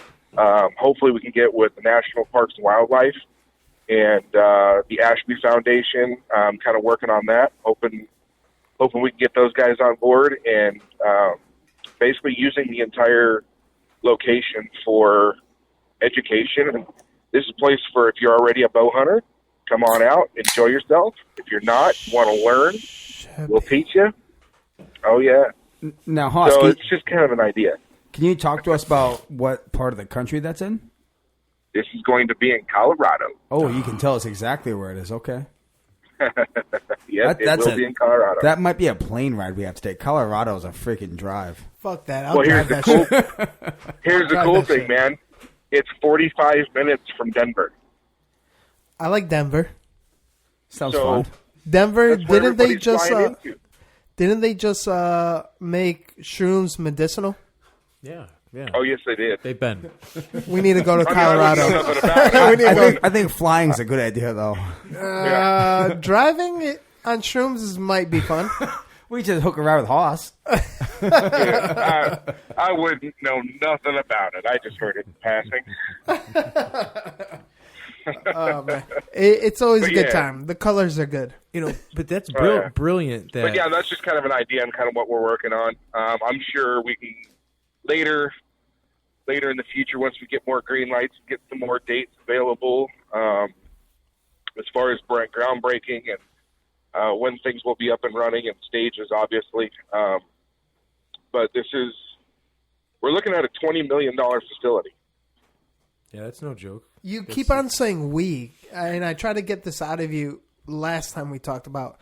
Can you enlighten us, maybe give us a hit on who we is? Okay, so I got a buddy of mine out in Colorado. We were kind of riding around the ranch about 8 months ago talking, and property's been up for sale, and his family's been running that ranch for like 15 years. You know, that's where they've lived. And the guy that owns it is, you know, he's kind of getting up there in age, and it's been up for sale for a while. And they'd hate to see that property get sold and end up turned into houses or something like that, because there's a lot of history on that property. I mean, they've got an old school buffalo jump that's actually in the history books on the property. They've done some excavations out there, so they've got a lot of Indian artifacts. They've found arrowheads, moccasins, pottery, all kinds of cool stuff on this property. There's a lot of history there. And, I mean, there's a horse thief cave there. Just a lot of it. And they'd hate to see that go and be turned into houses. So he was kind of expressing that. And I was like, man, if I had this property, you know, I'd turn this thing into an archery mecca. And at first it started off as just, you know, 3D ranges, maybe an archery shop, you know. And then he was like, well, if you would do that, you know, obviously we're spitballing at the time. Well, then you'd add like a big clubhouse and people could come out and camp, and we could turn this into a resort. But we do it to where it doesn't mess up the property. We preserve as much of it as possible. And, you know, the plan is to actually go 100% green, totally off the grid. That sounds dope, man. Yeah, we just want to preserve the property and you know, bring families back into the outdoors. And if we have a facility like that, you know, this can be a mecca right in the center of the country, essentially, especially for the outdoor world, where not only, you know, business groups, whatever, I mean, anybody can come here. But we want to have it as a learning center, so we can help further the archery industry and maybe educate some of those that may be on the fence, or even some of the antis that really want to learn from, you know, get it from the horse's mouth, so to speak, you know, and work with the local DNRs. And, I mean, we're even going to open up some access, because right now, in order to access some of the private or the public ground that's on that borders the backside of the property, people have to drive like 15 miles to go around. And for access, well, you know, our plan is to open up an access road to where they can go straight through and provide more access to public grounds for folks. So, I mean, there's a lot of the places. When it's up and running is going to be incredible for what we can do for the archery industry, and we want to gear everything more towards education. That's amazing, Hoss. I'm glad that you guys are doing something like that. That's definitely something nobody else is doing. Yeah. Yeah, he took the idea, ran with it. I mean, obviously he knows the people in the area. The area where it's going to be is actually like the fifth richest county in the country. So he's got some connections over there. So he started talking around, asking questions, and ended up getting some investors involved, and we got some people that are really interested in this. And it kind of blossomed from just spitballing and BSing and kind of a dream kind of deal, and like, you know, what we would do if money wasn't an issue. And now it's becoming a reality. I mean, we've had multiple meetings and getting ready to do some land acquisition stuff, and if everything goes right, man, I mean, this could be a reality in the next 5 years. Hell yeah. That sounds dope, man. Hey, Hoss, we have another call coming in. Feel free to call back in a little bit, man. We got to take this other call. It's been going crazy. Sweet, man. I just wanted to call in. I didn't even plan on talking about that, but I wanted to call and say congratulations on the 100th episode, man. You guys have been rocking it out. And, you know, we here at Ethics Arch we've been happy to be part of it, man. Hell yeah, man. Appreciate you, Hoss. Appreciate you, brother. Yeah, you guys have a good one. We'll talk to you guys later. All right, Sounds peace. good, bro. Later, Hoss. Later, guys. I do love, man, Hoss is my boy. I love Hoss. I love when he gets on his rants, dude, and start talking about crazy awesomeness. Guinea pigs. Yeah. An indoor broadhead range? Yo, King Kurt, what's good? Sitting in antelope camp. What's going on? Hell yeah. Oh, congratulations, by the way, man. That was a nice Thank little you. hammer, man. Thanks, man. Thanks. Can you guys hear me okay? It's probably really windy. Yeah, we can hear you all right. You sound good, man. So, can you take us through the scoop? I mean, were you was it spot and stock or through the blind, or how'd you smack? No, we're only doing spot and stock. Nice, so man. We're finding them and then doing the whole Mohican sneak on them and trying to put an arrow in one. So I filled my tag on 50-yard shot, and then I'm out here with the Buckstorm boys, so it's all on film. And then we've been out trying to fill Papa Dave's tag, which antelope hunting's it's a bitch. Yeah, to say the least. How far you smack them from? 50. Oh, nice. That's a good one, man. Yeah, you're pretty solid at 50, though, I do have to say. Yeah, I practiced out to 70 for this hunt. Yeah, so I was expecting to have like a further shot. Well, I practiced out further, but I felt good at 70, you know. Which you use the new ritual, or did you use the old Betsy? Oh no, the 35.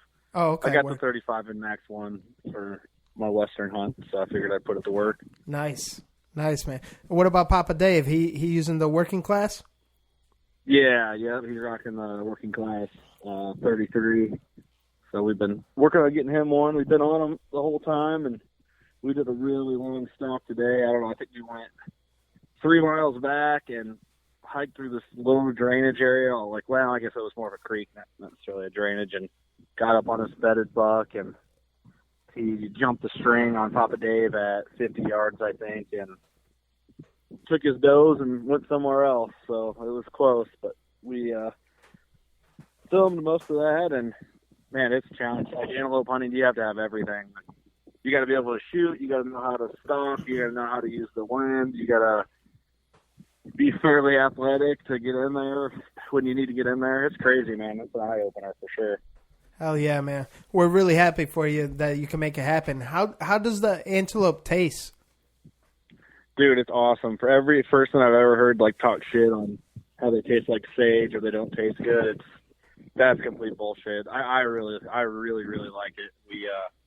We quartered that antelope up after I shot it and put it in the game bags and hauled it out, and we basically came back to camp, rinsed the meat off, get the hair off it.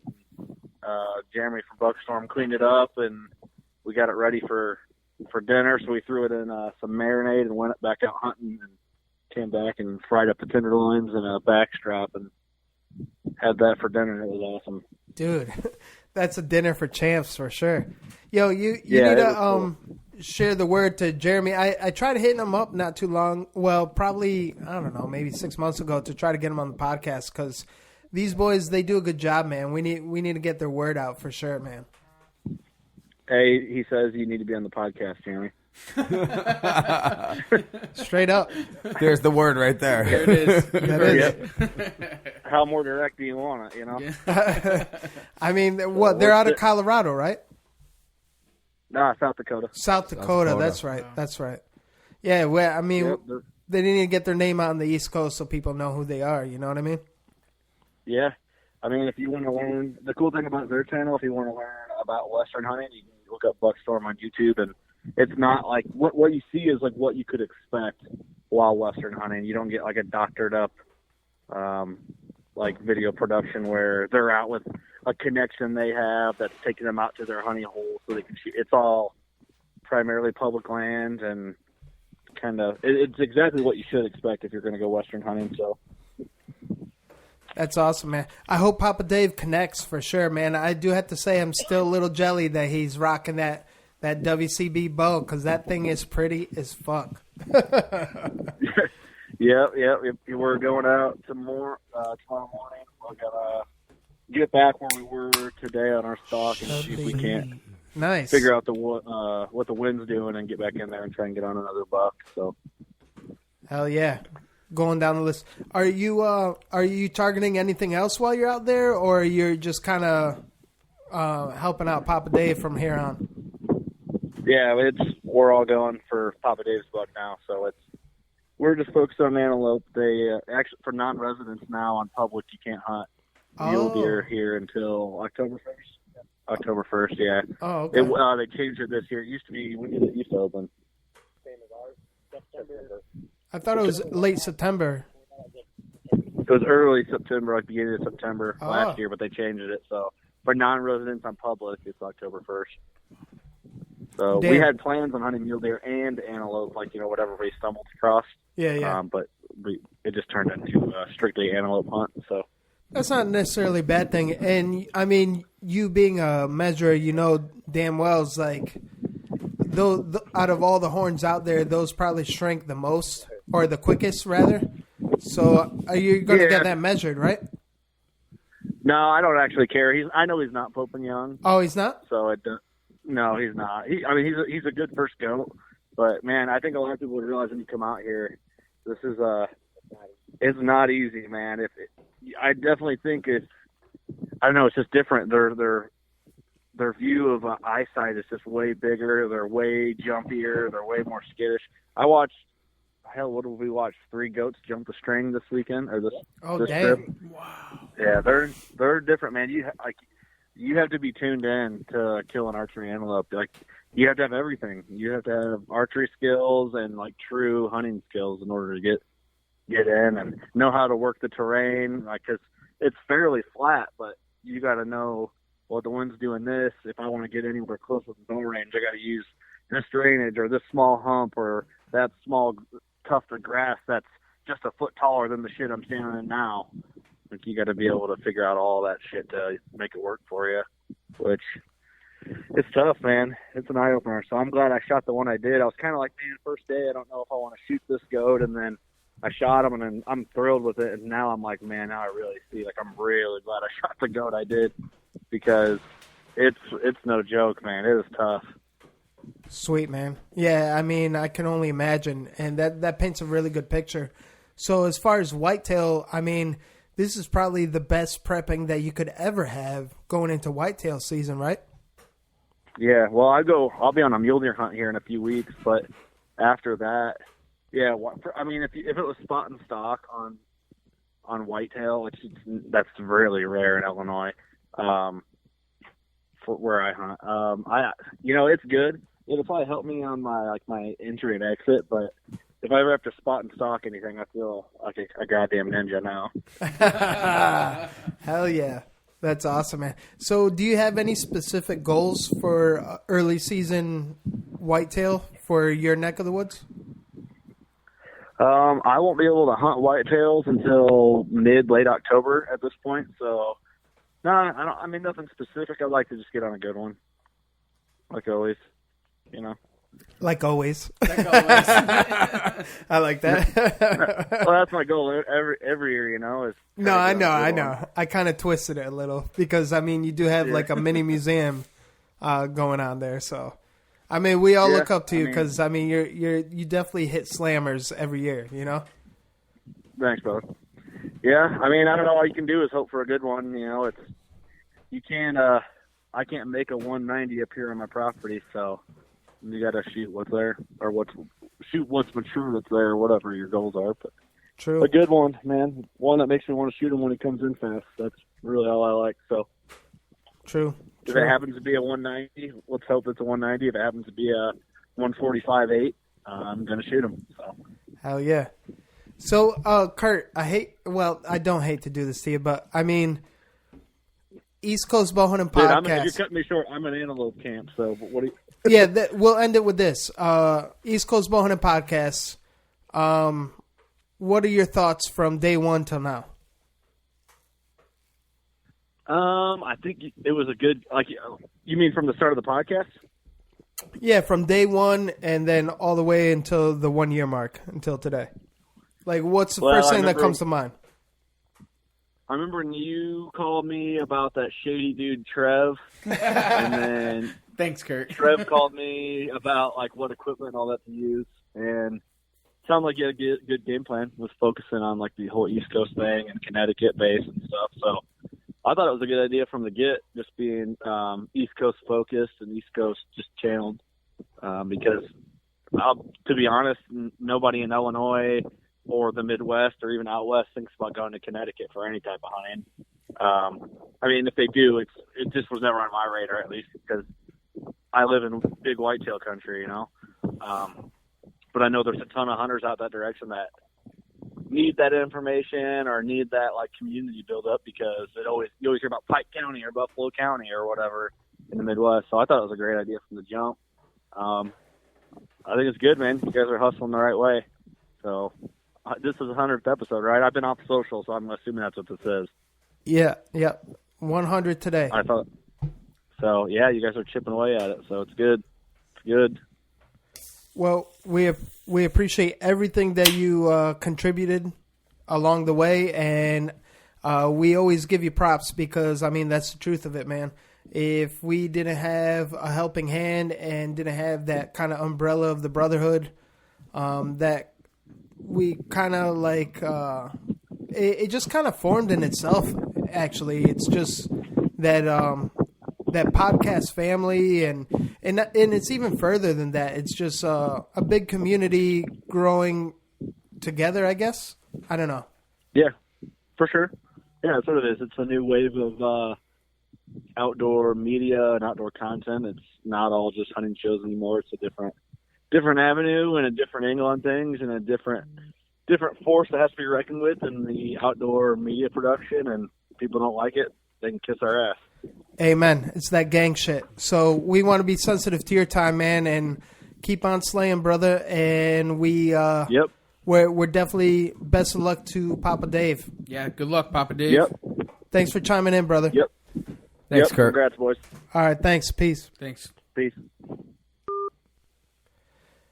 Damn. So what better way to kind of end this episode? Because, I mean, this is early night for us. Yeah, for sure. We've been going on for a while, though. 2 hours and 45 Yeah, minutes. hell yeah. I mean, in Of real awesomeness. time, it's 10:21. Yep, 10:21. Yeah. And we've been chipping away. We even made some callbacks. We tried to. I still have no clue what's going on. So round of positivity. Awesome. Whoa. Yeah. Let's start with round of positivity. What does everyone bring something positive to the table? Let's start with Ghost Hunter. Ghost Hunter. The positive to bring to the table to wrap up today? Yeah, the episode. The episode today, what I like to just boil it down to is the love and respect of growth and change. And as much as we want to live in the past and hunt the way our grandparents did and their grandparents before that, we all got to adapt and change, and that requires working together. And I think what I got the most out of this is from day one to now, you guys changed, and proud of you, and it's an awesome show, and let's get back to hunting and shoot some deer tomorrow. Let's have some fun. Hell yeah. Oh, yeah. Hell yeah. Round of positivity. Trev. Why you always do? I don't know why you bother doing that. You always go to Trev anyways. I went to Ghost Hunter first. I know, but you do the whole arm thing, and then you pretend to go to me. It's always Trev. You're just stalling them. Yeah, I'm trying to stall him. All Kind of Ryan, piss him off a little then bit. You know what? Then you just do yours. No, then. go ahead, you know? Trev. Go ahead, Trev. No, my round of positivity, as I said from the beginning, is just the camaraderie of the brotherhood. It's been something surreal and positive, and honestly, have changed my life. And the people that we have met, the 100th fucking episode, the people that we have talked to, they're the supporters. Is it wearing protection? Because it's a fucking episode? No. Always wear protection. You heard it from porn star's mouth. But no, it's just awesome. Wear protection. It's definitely just awesome. We have some of the greatest people that are standing behind us. And like I said, if the podcast ended tomorrow, I'll still have some of the best friends in the world. I won't be your friend. Good. I'm fucking glad. D-Rock's going somewhere else. If this ended tomorrow, I'd feel real bad. I'd be like, it's totally my fault. Fuck you, Ghost Hunter. I'm going back into the woods. No, I agree, Trev. That's really good, man. That's really good. Ryan, what do you got? I want to do a two-parter here. Round of positivity. The first part. Oh God, he says he's grabbing the freaking bottle of champagne over here. Who just made? Is that you? That was good. But like these guys have said, I mean, 100th episode. I remember it feels like it was yesterday. We were in the upstairs room from here where we are right now, and we're just drinking and talking and just being okayest hunters. Created the butthole safe word. But now here we are today. We got a studio and we're doing our thing. We're on our 100th episode. We've had callers left and freaking right. Just insane. So we thank all of our listeners. We thank each other and the friendships and camaraderie, as Trev says. We thank them all, And then part two is just where we've become as hunters just through this. We've become best friends, Trevor, go ahead. You got something in your mouth there. The Evolution series call to top that off. We've evolved. We've evolved as friends, family, and as a podcast and Hunters Alone. So I want to thank all you boys in this room, all of our listeners, and where we've become today. Damn, I can't top that off. This 100th episode. So stay stepping. Stay slaying.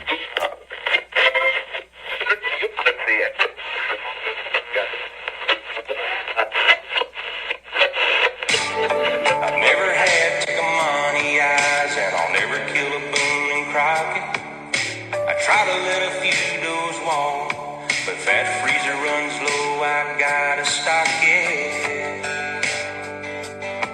These scrub bugs got no mask, darn sure no drop times, but this chili has deer burger in it tonight. Where did this podcast go? Straight to hell. Yeah, speaking of hell, check out East Coast Bowhunting Podcast. We keep it real on the East Coast. First of all, I'm addicted to the show. I like that. That's cool. Whole hunt, you live it, you breathe it. It's a whole different world. Just East Coast has a little bit more of an edge and a grind. It's a fantastic thing. You guys are fucking awesome. Well, number one is you guys like beer. I want to feel like I'm hanging with the boys. You're the guys that showed up. But I actually saw Jesus. The point where it is now, where it's insane. Let's get the fuck out of here. Just want to get the realest people possible in the industry. You guys got to piss people off. You're not doing it right. Nothing forced. All fucking natural.